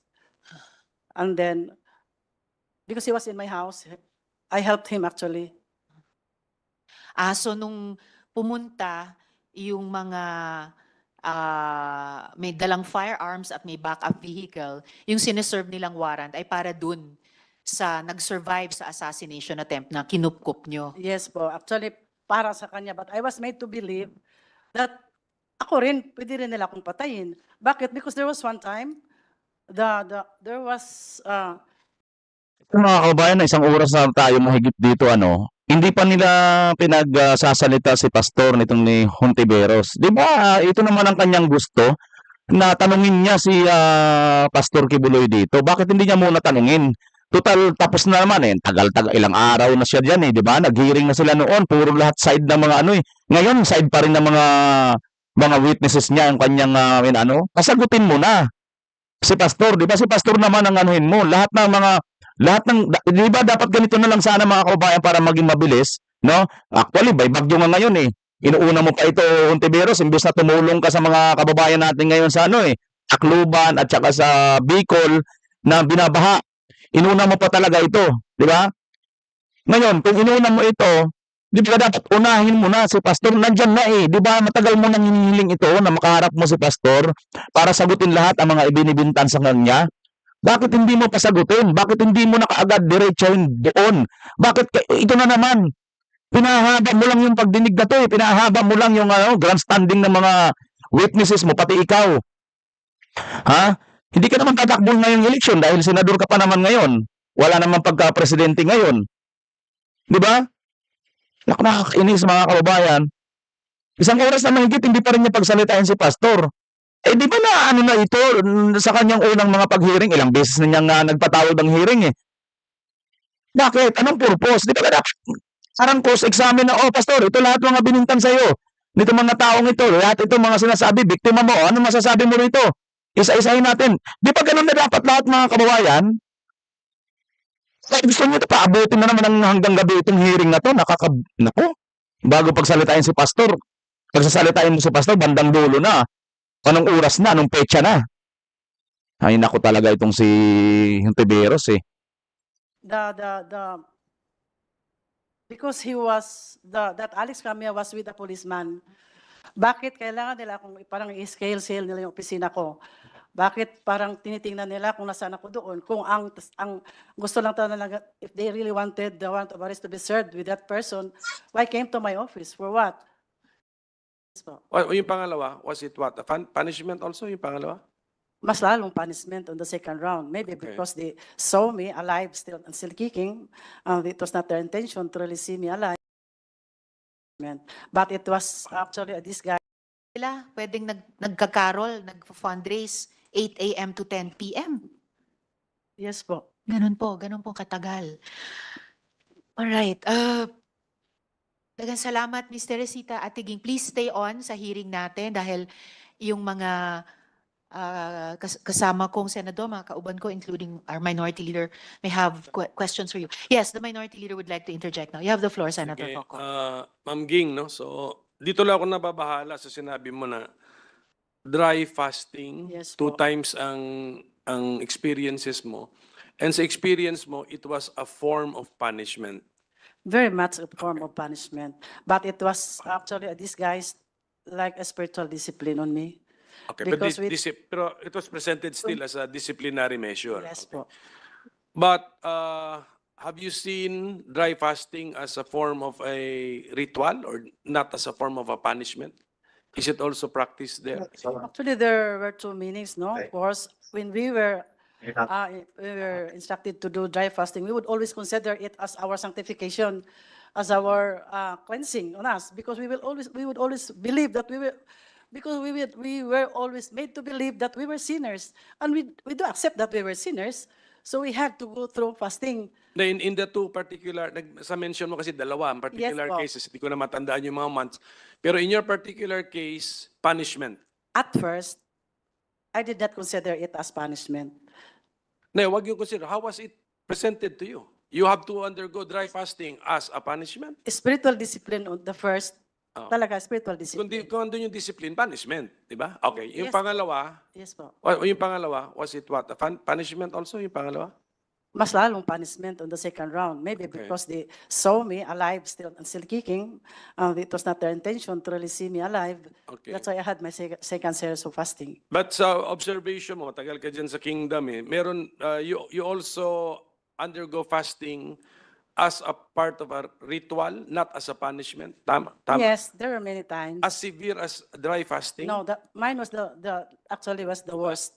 Yun yung mga fasting na alam natin, yung babawasan po. mo lang yung Yes po. quantity ng kakainin mo, siguro ganun, ano? Yes po. Yun ba yung meaning ng, yun yung sa ritual? Yes, Okay. ritual. Ngayon sa karanasan mo, ikaw kasi obviously nag-survive ka nung dry fasting mo as punishment eh. Sa personal knowledge mo, meron kayong kasama sa KOJC na nag-suffer ng masamang consequence as a result of dry fasting as a form of punishment? Wala naman akong Wala kang alam alam. Okay, because I sige. left 1993. 1999, you 1999 pa left po. 1993? When did you leave? 1999 pa po. 1999. Ano? Nakita dito mga kababayan ha, wala siyang nalaman na nag-suffer ng masamang result. Di ba? Sige po.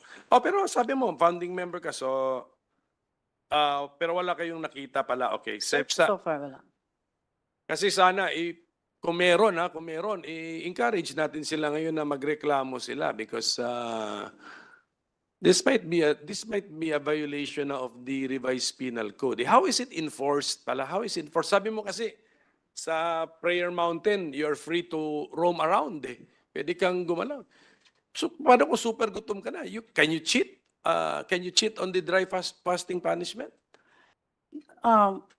We were tempted to do that, but because we're so afraid, baka madagdagan pa yung araw pag malaman. Okay, meron kang kinikwento na although hindi ikaw yung involved, sabi mo lang na may closed tent, may mga ganon. Tapos may mga ministro na sila na mismo nagpatakas doon sa mga pinapunish, no? So naawa na rin siguro sila na napaka-severe ng mga punishment. But you did not experience that, kaya medyo ano yan. Did you actually witness it? Yes, sir. Yes, sir. And then did the ministers actually tell you na pinatakas namin ito si... No, I was just told after those incidents when they got connected to me. So kasi ang lumalabas na issue dito, Madam Chair, is if there is a religious group or an organized group na meron silang system of punishment, baka yung mga severity naman ng mga punishment, baka some of these punishments already cross the line, ano? Na they may amount to already violation of the revised penal code.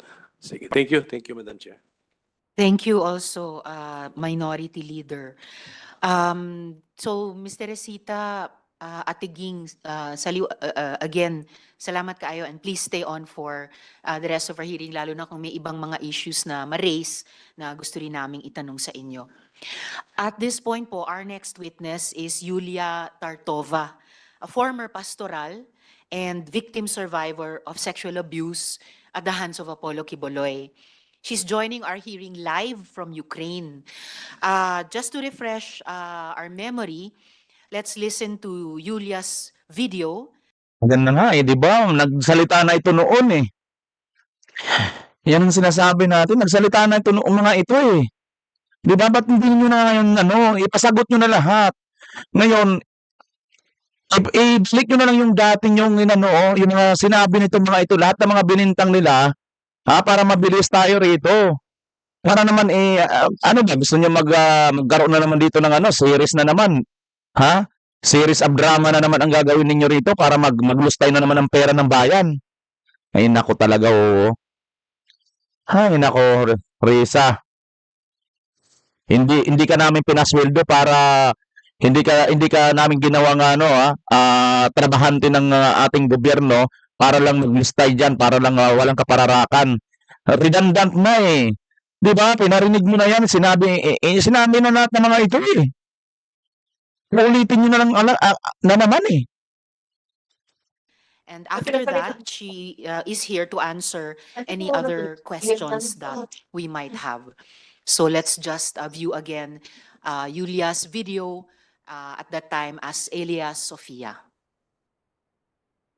I was about 21 years old. It was 2014. And where did you stay? I stay in a dorm, like a building, separate building.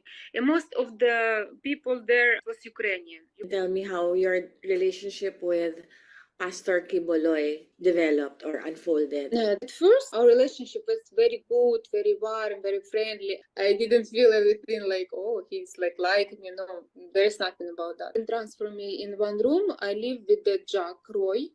She's pastoral and one of the closest, like she's very close to pastor. And I live with her in one room. And little by little, some girls like Jack Roy and other girls of pastorals are Filipino. They used to fellowship to me like, are you ready to sacrifice everything to God, to the Father, like pastor? Of course, I already sacrificed. I leave my job, I leave my school, I leave my friends and my parents. I already sacrificed a lot of, so what do you mean? I cannot understand because I already sacrificed and it's the life that I choose and I live and I believe that this is God's way. Diba? Sinabi niya na yan noon eh. Oh, ngayon na naman, ayan na naman, sasabihin na naman. Ano pa ba ang gusto niyong marinig? Di ba, dapat ano na lang, tuloy-tuloy na. Lahat itong mga resource person mo, ano mo na lang, sabihin mo na lang para mas mabilis. Ito, sinabi ni ganito ito. Ano masasabi mo diyan, Pastor? Isa-isahin niyo sana ni Pastor ngayon sagutin lahat. Ganun sana para kung gusto mo talaga ng fair. Total, andyan na rin naman si Pastor, Hontiveros. Ba't ayaw mong gawin? Gusto mo one-sided lang, gusto mo lahat lang, kayo lang mapakinggan. Saan ka makakakuha ng nito? O paano natin makukuha ang truthness, yung katotohanan kung one-sided lang ating papakinggan? Sabihin na ninyo, hindi, bibigyan natin ng chance mamaya. Hindi. Dapat, kamukha nito, nagsabi na yung isa, di, pasagutin mo na si Pastor, di ba? Gusto mong idiin mo na lang lahat ng mga ito si Pastor, pagkatapos saka na si Pastor sa... Hindi. Every lahat ng issue, every lahat ng mga pasagutin mo. Lahat ng mga sinasabi, di ba? Paano natin malalaman ang totoo? Pwede naman magsabi ang isa ng isa na nga puro against doon sa isa eh. Paano tayo makakakuha ng katotohanan nito kung ganito ang gagawin mo, Risa? For me, so, and they were just like, even your body you can sacrifice. When he see that there is no Ukrainian girls and I'm alone, so he start more and more to talk to me. Are you want to sacrifice? Are you want to sacrifice everything, even your body? I'm very innocent. I really didn't. Nobody talked to me like straightly that this is what will happen. And I remember that time came, and Atejak came to me in the night, and she said, I want you to massage pastor's feet before he sleep. When Atejak called me for night to massage him, I didn't think that this is what will happen. Narinig na natin itong mga ito, di ba? So dapat, nyo na, papuntahin nyo na dun sa ibang naman. Si Pastor naman, pasagutin nyo na. Even though I was nervous, and she saw that I'm crying, but I'm still do what they want me to do. I wake up, I put this pajama and I'm crying. I'm scaring, and it's night, and they put me because I never stay in the pastor alone in the night in the dark, and I was nervous. It was big room. And before room, there is a little room. So Atejak lead me there, and she said, go in pastor's room. And I just stayed in this little room because I was scary and I was crying. And pastor was waiting for me until he realized that I'm not coming, and he by myself. Sabi dito ni Cesar Tejada, ang mahal ng bilihin, wala pang senador o congressman na pwedeng tumalakay sa kahirapan natin ngayon. Wala. Kasi hindi po sila sisikat dyan. Oo. Hindi po yan viral, hindi po yan trending ng mga usapin na yan. Wala po silang pakinabang dyan. Oo. Pag pinalakay kasi yan, kakaalaman no? Na sila ay mga kurap. Kaya hindi yan tatalakay. Kaya sorry ka na lang. Ang pangalan mo? Cesar Tejada, sir. Sorry ka, pasensya na lang kasi walang ganon. Imagination na lang natin yung ganyan. Went out and pulled me in his room. And I was like scary, and he said like massage my feet here, and then little. Forward natin mga kababayan, pabilisin lang natin to para to move my hands to put on. Kung mayroong magpupursik sa amin katulad ni Senator Pimentel. Stop natin. Little by little, he just turned to me and he removed my clothes. Kasi sinabi na ito nito, narinig ko na yan noon mga kababayan, di ba? Narinig na natin yan So, forward na lang natin. And I even can't, because I was very shocked. I was like, I cannot explain because I was nervous. This is what happened. He just removed my clothes and have women below the age of 18 years old, were they also being used? Yeah, I didn't know about this for how many years still before I left Philippines. I heard from other, like, she's very close to Pastor. She grew up with him. She's a senior there, and she's pastoral. And I heard that, oh, you're crying because I was complaining about this pastoral ministry. And she said, oh, you're crying that you're pastoral? At least you're mature. But I became a pastoral in 12 years old. This is time when I was like shocked. The next day when I heard this, that I became a pastoral in 12 years old, I started to fight with pastor and ask why is it normal? Miss Yulia? Miss Yulia, I think your audio is still muted. Could you please unmute? Good morning. Yes, good morning, Miss Yulia. Thank you for joining us in the hearing. Thank you. Can you hear us? Yes. Okay. Thank you, Miss Yulia. Before some of my follow-up questions about your the previous video and also with your presence with us today, could I just quickly ask, in the video you mentioned Jack Roy. Can you confirm if she's here today in the... Ayun na nga yan mga kababayan. Ito pala siya Ito pala yan eh. Di ba? Inano na yan noon eh. Sinabi na yun. Dapat ganito na lang. Confirmation na lang. Harapan na. Tapatan na. Hearing if she is to the right or to the left of Pastor? I cannot hear. You cannot the see. video. Yeah, but she's present there. I saw her. She's present. Is she to the right or to the left of Pastor? I don't remember. I have to check.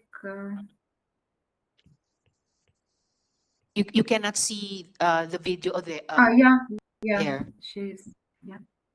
Can you confirm where if Jack Roy is right here? between Attain Grid and Ipaw. So is she the one on camera right now with glasses? Yes, she's the one. So that's the Jack Roy you mentioned in your previous video. Yes. All right. Thank you, Miss Julia. How many Ukrainian pastorals did QUIBOLOY have when you were there? It's about 10, I think. 10. All right, including yourself. So 10. You and about nine Yeah, others. about 10. Yeah, not if I will count. Yeah, it's about 10. About 10. All right. And what do you think would happen if you refuse to have sex with Apollo QUIBOLOY? What do you think would happen? Actually, we try to avoid this kind of service, but because when you believe that he is the Son of God, and you will do whatever he wants us to do. And if you afraid, like if you will try to, excuse me, I didn't practice my English for a very long time. It's all right. If you will try to deny, they will punish you. And there is a lot of really psychological instrument that they will use on you, that even one day will not be enough to mention everything. They will punish and call us, scold us for a meeting, and put us in shame, that saying that we are ungrateful because pastor give us everything, and you just don't want to give, sacrifice your body like Jesus Christ sacrificed. And of course, they always will use the Bible as an instrument to convince us to do it. And they always, in the same time, they want us to twist our mind to feel that this kind of service, it's a very big privilege. So we will be willing to do it with our will. So he will say that because nobody can deny that there is a pastoral ministry, even Mr. QUIBOLOY himself. And everybody knows that only girls and young and beautiful women are included there. And everybody knows, nobody can deny, even the full-time workers, that we all live separate from any others, under the same roof. Our rooms are next to him, so he have free access to every room, to each room, and nobody can nobody know his life behind the door. That's why there's no full-time workers that know what is happening there. So when you try to, like for example, there was several times that I tried to deny this ministry of sleeping with him, because we have a schedule. Like, and he will be the one to put the schedule. Who will be the one tonight? And Jack Roy, in my time, it was her ministry to invite girls to pastor's room. And actually to invite the girls to this ministry, to pull them in his room. And Miss Julia, you told us something very important. You said that nobody can deny that there was such a thing as a pastoral ministry. You told us that twice.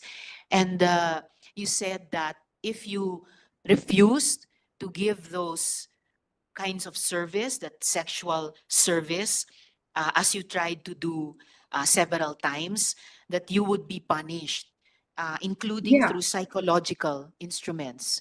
Yes, you yeah, said that they yeah. they could try to twist your mind. Uh, what kind of psychological punishments and what other kinds of punishments did they impose on you if you tried to deny this kind of sexual service? Like as I said, there was a schedule, and there is one time I tried to deny it because one day he said that I will change my rule, so I will not be the one to call you. Who will be the one tonight to present yourself to me? But I want you to be voluntarily to come to the Jack and to put yourself in the list. And me and some other Ukrainian girls whom I know, we like said like we never go and put our names in the schedule. And then because he said, Mr. Kiboloy said that I want to see those who are really do that willingly and who is not. And me and some other girls have a separate room on pastoral ministry. And after he wait 1 week, 2 weeks, or about 1 month, I don't remember exactly, but there is such a time that nobody from us asked to do this ministry. And then he started to come by himself. Like, for example, he had the key of each room, and just in the middle of the night, he come to my room and have sex with me. Then and you cannot run away. You cannot say I don't want, because if you say I don't want, he said you didn't overcome your flesh, and if you will not obey, you will go to hell, like things like that. And other night, I like we have all dinner together, and I feel that by the way he look at me, I understand that this night he might come. So I didn't sleep in my room. I go in other room, and in the middle of the night, he was looking for me, and he find me in girls in the room. The girls live all together. So because in my mind, I thought that he will not come if we are many, but he come and he said, "You have 5 minutes to come back in your room, and if you will not come, you will have a problem in the morning." So different kind of instrument they used. I know there is, like, for example, other girls who said that, and also me, I use this as an instrument. Like, for example, it's the time to serve, and I will say I cannot do it because I have menstruation, and because we are mature. Narito kanina mga kababayan, di ba? 21 years old na raw siya. Ito ay nangyari, no? So, kung atin maririnig ito noong una pa, mga sinalaysay nila, ito ay hindi lang isang beses, kundi maraming beses, no, mga kababayan, nangyari. Alam po natin, kung ikaw ay nasa tamang edad na, ano lang naman yan, parang nag-ano lang tayo, nag-uusap lang po tayo. Pag ikaw nasa tamang edad na, ibig sabihin, mayroon ka ng karapatang tumanggi, at gustuhin mo. The more mga kababayan na ito ay tumatagal at humahaba ng panahon, ilang beses daw ito nangyari at mahabang ilang taon yata ito nangyayari, di ba? Anong nangyari doon? Hindi mo ba, wala ka bang kakayahan para tumanggi? Hindi mo ba ginamit yung karapatan mo o kakayahan mo? After all, hindi ka na minor. Di ba mga kababayan? Yan lang yung tanong ko. Kung hindi mo ginawa yon na tumanggi, ano ibig sabihin? Pumapayag ka. Ginusto mo. Nagtatanong lang tayo, mga kababayan. Hindi po tayo rito korte. Kasi tinitingnan lang po natin ang sitwasyon. Kasi kung nasa tamang edad ka na, mayroon ka ng mayroon ka ng kakayahan na tumanggi. 'Di ba? Kung alam mong mali, bakit hindi ka tumanggi? Yan yung mga tanong, mga kababayan. Tingnan natin kung ano bang magiging hatol nito ng korte. They didn't do these cruel things that they have done to the girls that they're younger. So Atjag came to the girls and said, I want to check your panty, if there is napkin or not. And the girls just remove their pants to prove that they're not lying. So of course he knows that we are not willing that to do it, and we are forcing that to do it, and we don't want to do it. But Yes. he likes the most girls he like. It's those who try to deny, because he said, I want you to overcome your flesh. I want you to be on the next spiritual level when flesh are nothing to you. Like, for example, And after all, you said that Pastor had free access to the rooms. He even had keys to the rooms. So about the schedule that you mentioned, Miss Julia, do you mean Monday, Tuesday, Wednesday, Thursday, Friday, Saturday, Sunday? It was a young girl or a young and beautiful woman. No rest day. Every day there was somebody scheduled. yeah, there's for every night he never stay alone. And all the girls that were living in pastoral area, they like they have this kind of ministry. Someone have just several times to experience that, and some have to do it like all the time, like almost every week. And you also mentioned another important thing earlier, Miss Julia, that nobody, even some of the full-time workers, nobody knows pastor's life behind those doors, behind the doors of the pastorals. You also mentioned Jack or Jacqueline Roy as your groomer. How did she groom you?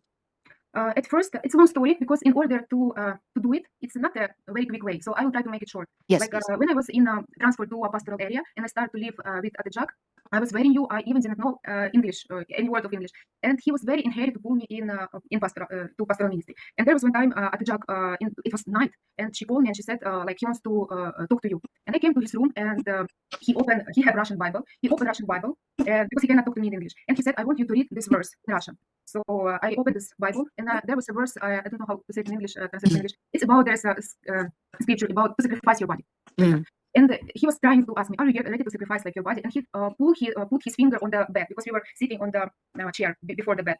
And he showing to the bed, and he started pulling me. And then I was, because I was very new, and everything that I know about him was good. And I get scared, I get shocked, because I like in my mind, this is really what he mean by pulling me to the bed. And I ran away from the room, and there's a garage in front of Bible school. But in that time there was Sampayan, a big place with a lot of stuff. And I ran away, because where I can go, I'm in other country. Where I will go? So I ran away, and I hide myself there. And I was just crying, because I was thinking how to go home. I get a problem, and who can help me to go out of this? And then when it's already morning, of course I have to appear. Where I'm gonna stay there forever. And when I come back to the room, the job was very mad to me. And they said that you run away from him, you don't have any respect to the Son of God, and they like start to let me feel that I'm guilty. And then I guess they realized that it's too early for me. I'm not ready yet. I'm not still not brainwashed that I can do it. So they explained that. They called me again and they said, "You don't worry. This is you." Because this was my reaction. They know that they cannot do it. I would just go away. And they said, "You don't worry. You misunderstood." Misunderstood? Yeah, you misunderstood. Ah. He just want to trust to try your faith to know if your motive of coming here are really real. And they again use the words of the Bible when Abraham sacrificed his son, and he said it was just like what he used to you. And this example. Alam mo kung ito lang may dagdag ko lang. Kung alam mong mali ang ginagawa sa'yo, at pag nakakita ka ng pagkakataon para umiwas or tumakas at hindi mo gawin, ano po ang nagiging implication nito, mga kababayan? Diba? Kasi hindi ka naman hindi ka naman kulong-kulong na talagang hindi ka nakakalabas or hindi ka wala kang pagkakataon. So, maniwala kayo mga kababayan sa hindi.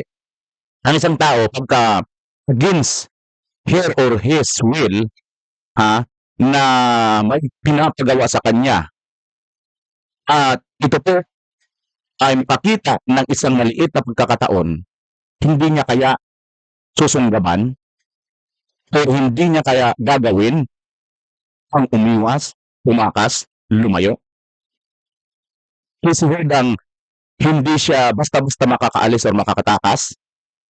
Ang importante, kahit anong paraan makatakas ka o makaalis ka, hindi mo kaya gagawin yon?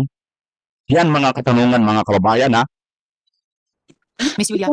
It comforted me, and I said, "Oh, okay," because and then I again started to think good about him. Then the next level, we have a dinner, like few maybe weeks. Again, the next level, we have a dinner, and I have trauma in my back, and I was just talking like I have pain in my back. And Mr. QUIBOLOY, he put a joke, as I thought in the time. He said, "Don't worry, I have a healing hand.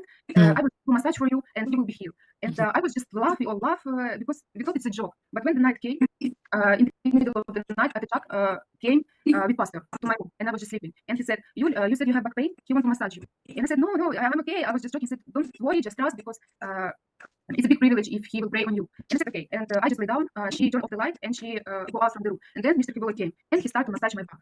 And of course, I didn't feel comfortable, but I also cannot escape. And after that, he started to move his hands lower to my back. And again, I get scared. I said, "No, I don't have pain there. Please do it." And he said, just relax, like things like that. And again, I ran away from the room. Again, I hide. Then the next morning, they spoke me again. Like he wanted to pray on you. He wanted to heal you, and you just go away. So little by little, really, I cannot mention all, but I want you to guard the point. Miss Julia, There's a lot of trick that they were using.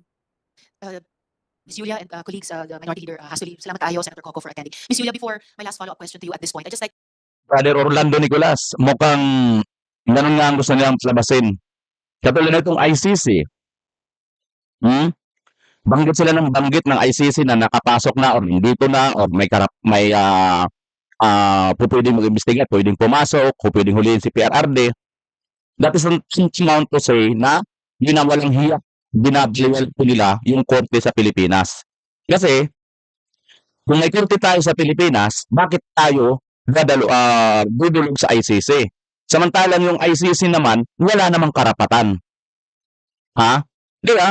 Ganito lang sa pagiging karapatan nitong ICC, wala na sila eh. Di ba, mga kababayan? So meaning to say, ginawalang hiya, ginawalang natin, karapatan ang ating sariling batas dito. Dito ngayon, ito, kasampa na ang kaso, inano pa rin ni Hontiverus. Hindi natin alam kung hanggang saan niya ito anuhin. Kaya nga piniforward na po natin eh. Ang gusto lang sana natin dito marinig, yun naman kasi ang gusto niya, di ba? Kaya niya inimbitahan si pastor eh. Di ba mga kababayan? So dapat si pastor pagsalitain niya na. Nagsalita na itong mga ito eh. Di ba? So kailangan natin kung ano man talaga ang side ni pastor. Hindi yung lahat matatapos na ito eh. Gusto niya maging marathon na naman katulad ng ginagawa ng sa Quadcom. Hay nako. I'd like to quickly ask Ms. Jacqueline Roy. Ms. Roy, quickly lang po at this point, narinig niyo yung mga sinabi ni Ms. Julia. Do you confirm what she said? Inaamin niyo ba yung mga sinasabi niya na kayo daw ang nag-group sa kanya para kay Pastor? Good afternoon po, Senator. I want to invoke my right to remain silent. And I'm also invoking my right. Ayan, mga kababayan, wait lang Ito na, tinatanong na yung si Jacqueline Roy. Nasaan na? Nasaan na ba yun? Wala na tuloy. Nasaan yun? Anak ng tungaw. Hindi mo tuloy nakikita. Teka lang guys wait lang. Normal na natin Right against self-incrimination since nasa korte na po ito. Salamat po. Alright, Yan. babalikan na lang po namin kayo para sa ilan pang mga tanong mamaya. Miss Yulia, just for a Ayan, tapos na ka na. Hontiverus, isang sagot lang sa iyo ni Jacqueline Roy. Ini-invoke niya ang kanyang tawag nito, yung kanyang karapatan na manahimik dahil nasa korte na ito. Bakit gusto mo pang kalkalin, Hontiverus? Ano ang purpose mo? last question from me at this point.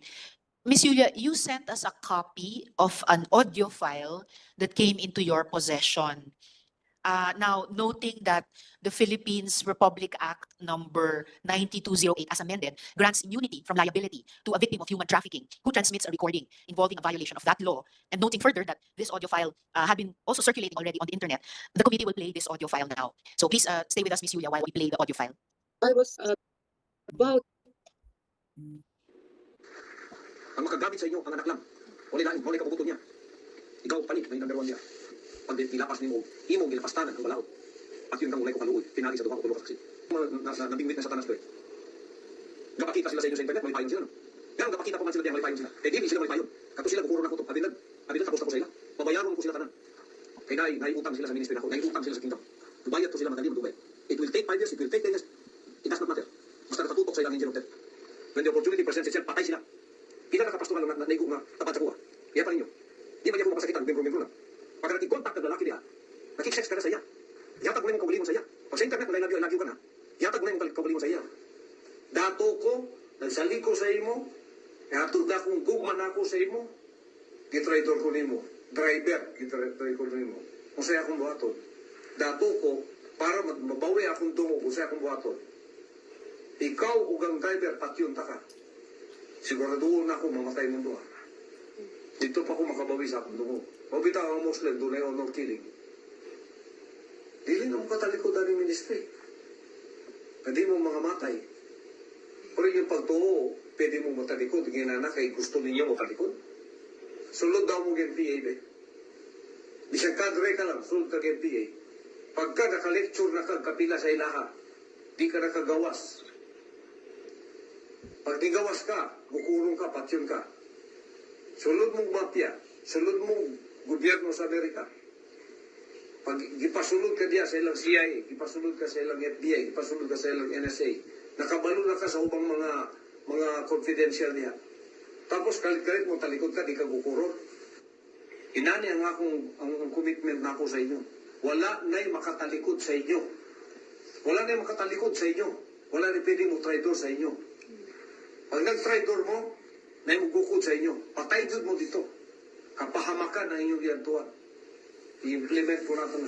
Anong unahunaan ninyo na ba? Pakalaluman ninyo ang pangunahuna ninyo sa ministry na ako. May pamilya mo. Ikaw pa ni, may inahan ka rin, may isuon ka. Katuwing isuon ni mo. Pati lang mo isuon sa gawas. Kung doon natanan, wala ibili na na. Inana kalalumang commitment nato dre. Pero nag-communicate mong lalaki, pagkatapos mag-report mo sa kuwa dire. Samtang niya mo sa akong balay, ang gusto na ako dire, may yung tumanon. Dili mo pwedeng mutuman dire sa gusto ninyo, nga dili na ako gusto.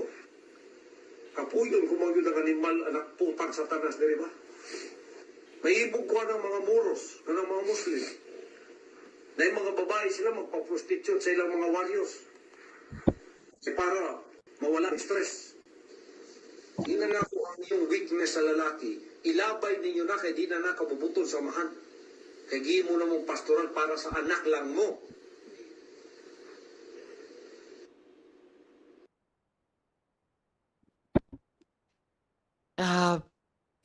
Miss Yulia, before my questions to you about this audio file, Mr. QUIBOLOY, huwag kayong mag-alala. Magkakaroon din kayo ng oportunidad na magresponde. Didigin lang natin mga kasama lahat ng mga victim survivors testimonies muna. At bahagi din po ito ng karapatan nyo marinig yung mga akusasyon laban sa inyo bago kayo magresponde. Yulia, Isa-isahin muna. Is this the file? Is this the audio file that came? Dapat isa-isahin mo muna. Kasi marami, mahaba yan eh. Huwag niyong tumpan. Naniniwala ka palang karapatan ni Pastor QUIBOLOY yan eh, na makapag-rebuttal din siya eh. Yun naman ang purpose mo dyan, di ba? Bakit kailangan itambak mo muna lahat-lahat? Isa-isahin mo para mas maliwanagan ng taong bayan. Para hindi maalis kung saan talaga ang pinupuntuhan. Di ba mga kababayan? Tama hindi? Oo. Into your possession? Yes. Yes. Do you recognize the voice speaking in the audio file? Yes. Whose voice is that? This is the voice of Mr. QUIBOLOY. Okay. And well, I know that you don't understand Bisaya so well, but do you have a sense of what he was saying in this audio file? Yeah, because I experienced like the girl that he's talking about. Only if you know, is Stephanie Ibarra? Yeah. Yes. Who is Stephanie Ibarra?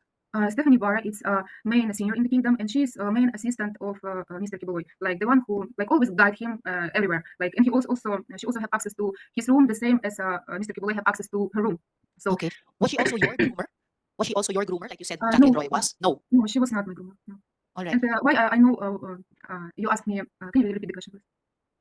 How I get idea what he's talking about in Yes. this audio, even though I don't understand English, because I experience a lot of things in the ministry. And for example, the girls have some lapses there. For the world, it's a normal thing. Like for example, they want to chat some boys or something. Like it's not a crime, but according to the standard of and rule that were in the pastoral, it's a big crime that he will punish them. And I witnessed how Stephanie was several times, only in my time, she was trying to leave the ministry. And Stephanie Ibarra or Pane was trying to leave the ministry. yeah, she was Alright. trying to leave the ministry, and every time she tried, they very in brutal way, in very arrogant way, they will put her back to be always loyal to Mr. QUIBOLOY as he's How like, brutal and arrogant way? like for example, there was one time she wanted to run away from the house of Manila. We stayed there before we have a concert there, and we stay in worker's house. And she wanted to run away. She jumped from the window together with her luggage. And Forward lang natin mga kababayan kasi nga para at least no pina-fast forward po natin tong video kasi nga narinig na rin natin ito no kanya na itong sinalaysay noon ang importante natin dito punto sana makapag-rebut itong si Pastor QUIBOLOY. Yun po sana ang magandang marinig ng taong bayan. Nagiging parang one-sided lang ang dating nito tuloy kasi nga mo pag sasagutin baka mamaya biglang mag-run out, baka mamaya mapuputulan ng internet, hindi na ito malalaman ng taong bayan. Dahil kung magtuloy-tuloy kayo man dyan, wala na, hindi na live na mapapanood ng tao. Yun sana mga kababayan yung ano dyan. Ay, naku naman talaga, oo. I found out, I don't know really. But she jumped from the window. Yeah. Okay. She was trying to go out because she know in her position in the kingdom, she cannot say that. Can you release me? I don't. I'm full. I'm fed up. I want to go out. She know it's not possible. And, Why wasn't it possible? Because like as I said, she's like. Dapat sana ganun no? Bawat sinabi nila, punto por punto, ribatan ni Pastor. Halimbawa, sinabi ni yung una kanina na nung panahon na yun, 1993. Tanungin siya doon. Pastor, totoo ba yan? Anong masasabi mo doon sa sinasabi nitong na 1993, ganito ganon, 10 days daw ito hindi pinakain. Ano masasabi mo doon?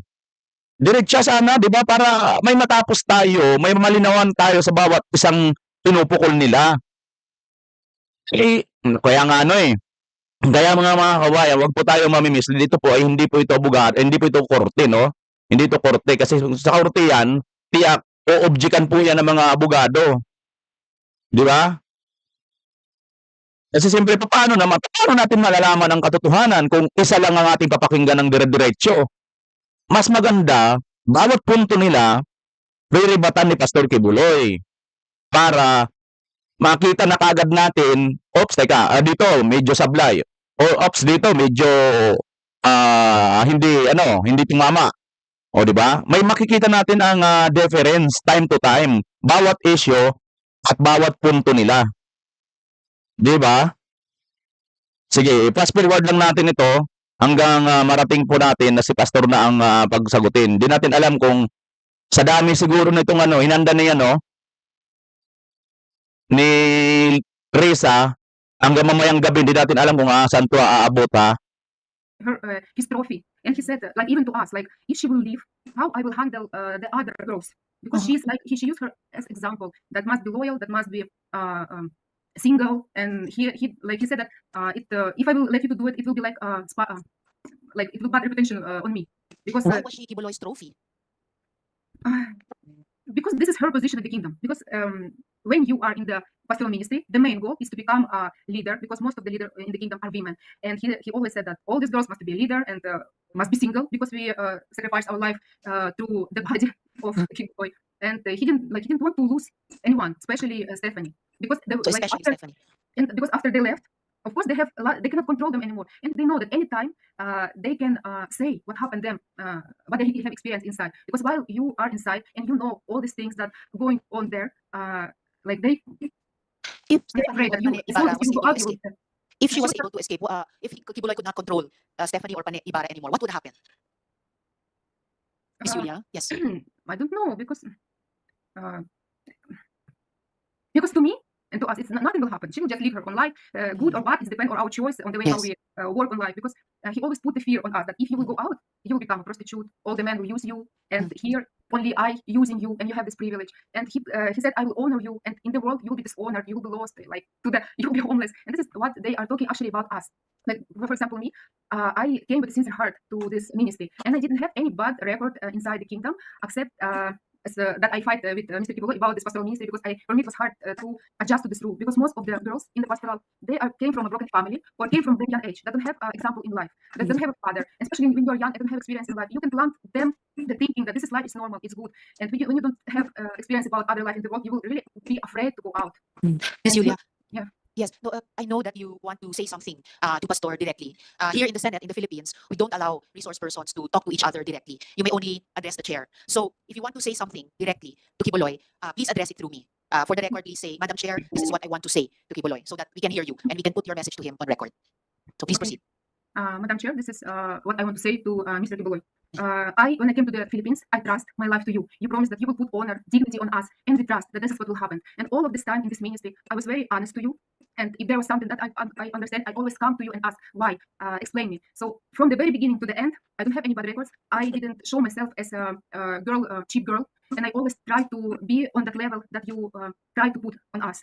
But because of this pastoral ministry, for how many years you know that I was trying to learn this way. But I always argue with you, because I have a good example in my life. I have a family, there's a wife, there's a husband. I came 24 years old, I'm mature, and it was very hard to broke my the way my view about what is the life, normal life, happiness must be. And I really tried to broke myself to follow your rules in the kingdom. But you lead us in a very bad experience. For all these years, of course, I have a good experience and bad, and when everything is mixed up, it's very hard to analyze. When you are on your emotional are like, they will put you very high, they will put you very low, and you're always on this way. It's very hard to analyze the way you your true feelings, and they will think that the way you feel bad about this ministry, that this is immoral. But he tried to convince that this is the very high level. They made us doubt about our feelings, and I was there with the honest heart. And even before, like what pulled me back from this ministry, because from this 6 years, as I said, I have a good and bad experience. And to the year of 2019, the bad experience was already more than a good, and I decided to leave. I made a letter through Attend to Pastor that I'm very thankful for all the experience that I have in the kingdom, because there's a lot of things that I love, like singing, worshiping, like a young congregation. I love to serve God, but I'm going out because I have doubt about pastoral ministry. I cannot tolerate it anymore, and I don't feel that I can do it. And this was the time of COVID, and I was in Ukraine at the time, serving here. And because it was COVID, I went from the KLC workers' house. I went to my parents' house, and I stayed there for how many months? Because it was we didn't know. And this is again my thinking, like in you. Again, I see my family. I see, and I start to. There's no one who will influence me again. And I came to life. But even though the bad experience that I have, I still go with a thankful heart. And what they do to me, because I still watching, even though I go out, I still watching the TWP program. And in his TWP program, I didn't do anything bad. He said about me that if you will work as a prostitute the whole your life out of the kingdom, you cannot replace all these material things that I invest in you here. You compare me as a prostitute, and I'm here living like ordinary life. I have to, when I go out of the kingdom, I was almost 30 years old. Because of the kingdom, I was not able to finish my study. I was not able to build my own family. I was not able to have my career, so I can have something of my own. When you invest all your time, all your efforts, everything into the kingdom, and when you go out, you have nothing. And then in everything you do there, you do it with sincere heart. We never ask for payment. We never ask for salary. We go out from the empty hands. And still, you are saying that we owe you. Maybe this is you who own us, and you broke our Thank you. reputation even. And he Thank you started to very say very bad things about me to destroy my reputation because he know that if I will go out in the way, in case if I will say what is happening there, my reputation will be destroyed and nobody will believe. This is what he always the stuff that he do. Yes. And the last Thank thing you that I very want much, to Ms. say, Julia. 1 minute to this because Yes. I always argue about pastoral ministries, especially when the minors came, because I cannot tolerate and they know this, and I start to fight for these kids.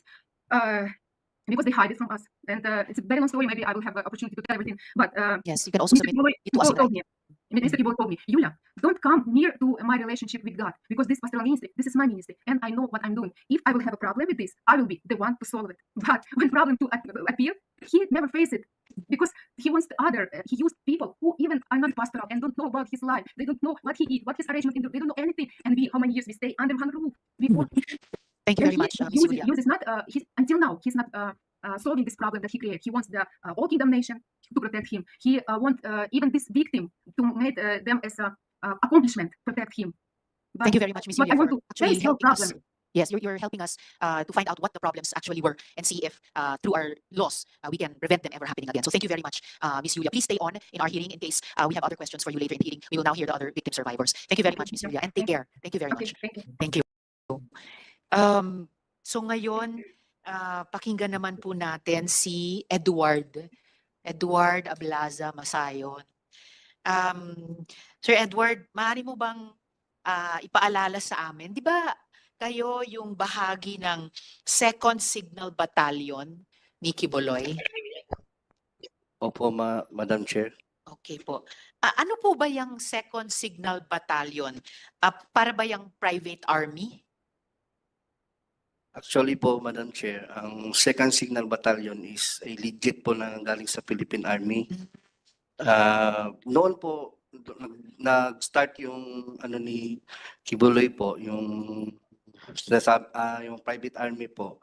Nung panahon pa po ng Task Force Davao, kasi yung unang batch ng Task Force Davao, yung hindi pa ako nakasali doon, meron po mga workers na kasama ko, yung pili lang, sila yung mga unang batch talaga. Okay. Task Force Davao is local lang po ng Davao. Yes. Noong 2015 po, mag-jump out po tayo. 2015, na-endorse po yung paaro dito sa Kingdom. Because paaro is gamit na gamit po kasi national na po siya.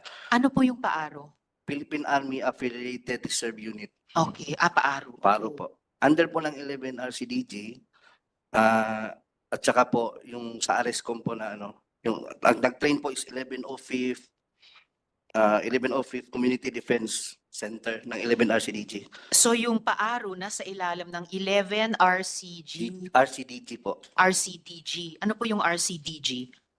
Reserve, RCDG is Reserve Command po. Ng Philippine Army. Opo. At yung paaro nasa ilalim ng 11th RCDG at ng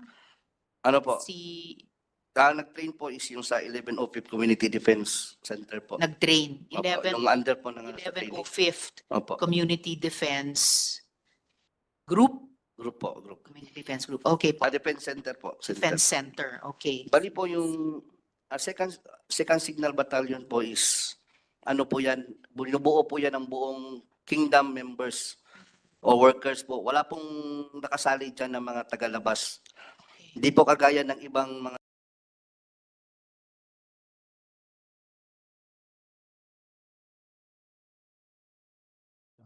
ng paaro sa ibang lugar po, sa ibang tawag nito, sa ibang parte ng regional po na yung exclusive po talaga yung 2nd Signal Battalion under po ng SMNI. Okay. Under ng SMNI, yung Opo. media company. Opo, media Pero company yung po. media company ng SMNI, merong sa ilalim niya nitong 2nd Signal Battalion. Ito po yung certificate ko po, sinerex ko po. Okay. Basahin ko po yung Yes, talaga. please. And then pakisubmit ng kopya sa aming COMSEC. Sir Ito po Edward. yung namin, yung sa September 7, 2015 to November 21 na training po namin. Okay. Po is Philippine Army Affiliated Reserve Unit, PAARO, then Military Orientation Training of the 2nd Metro Davao Signal Battalion, Sunshine Media Network International. Ito po So, yung ito pala ay 2nd Metro Davao Signal Opo, Battalion. Signal Battalion. Yung buong pangalan niya. Opo. Okay. Diyan ba sa 2nd Metro Davao Signal Battalion kinukuha yung tinatawag na Angels of Death? Actually po, meron po tayong diyan po niya kinukuha. Yung ibig kong sabihin, yung Angel of Death po kasi, yung mga nagpumapatay po, yung mga labi na sa mga kasamahan ko, na mga worker na napatay na po. Bali, kung saan po, for example, ako po, pag nakitaan ako ng loyalty, yung talagang gusto kong pakita yung faithfulness ko sa ministry, sa anak ng Diyos, bari kong gawin yun. So yung pagkaalam nyo sa Angels of Death ay pumapatay sila, pumapatay pati ng workers, para magpakita ng loyalty kay Quiboloy. Yung Angel of Death is nabuo po yun, yung sa mga against sa kanya. Like sa pastoral po, narinig niyo po sa kanyang yung na ano po ni Lulia, na papatayin yung mga pamilya nila, pag lumabas, pag marami silang alam, tapos lumabas sila, hindi na sila maaaring makalabas sa ministry, sa poder niya. At saka maraming alam po, yung nakakaalam po sa, lalo sa pastoral, inner circle, yung mga ganun po. Tsaka mayroon din pong member ng yung sa Angel of Death, yung kasama ko rin po, yung si Simon Tagnipis. Si Simon Tagnipis po kasi, siya yung pumatay kay Jarog. Kay? Jarog po. Jaruk? Opo, Jarog. Sino po si Jaruk? Duming Jarog, hindi ako, dato po yan ng Kausayan. Kahusayan? Sitio Kausayan ng... Sitio Kahusayan. Opo, yung sa atayan, sakop atayan ng Manuel Gianga sa Davao City. Sa Davao City, Sitio Kahusayan. Nakasama ko po yan, open secret na po yan sa security department sa amin na siya yung talagang tumira kay Jarog. Ang security department, ito rin po yung 2nd Metro Davao Signal Battalion. Opo, under po ng security department yan ng Kingdom. Kasi more or less 21 department yung nasa loob ng Kingdom. May logistics, ganyan, transportation. Opo, logistics kina Mr. Resita at tiging kayo naman sa security department. Okay. Ganun po yung namin set up po dyan sa loob. Okay. At nung nasa loob po kayo nitong 2nd Metro Davao Signal Battalion o yung security department, meron ba kayong nasaksihan na inabuso o meron ba kayong nasaksihan na sinaktan? Paano yung ginagawa sa kanila? At bakit sa mga balita, bakit usually sinasaktan yung mga miyembro? Maging ako po, hindi po ako exempted sa punishment. Kasi mari nilang sabihin sa akin na sa Bisaya ba, pabadlong yung matigas yung ulo. Tao rin naman po tayo nagkakamali. Lalo na yung sabihin, bawal mag-cellphone, bawal manood ng sine, bawal maglaro ng computer games. Because I was there, 15 years old pa po ako, since 1999. I started yung nag-solicit ako, nagtitinda ako ng puto, kakanin. Tsaka po, yung mga palo po na yung mga punishment po na sinasabi ni lalo na po sila ni Ate Gingging, yung naranasan yung fasting, na uso po yan dati. 99 I was there in Tamayo.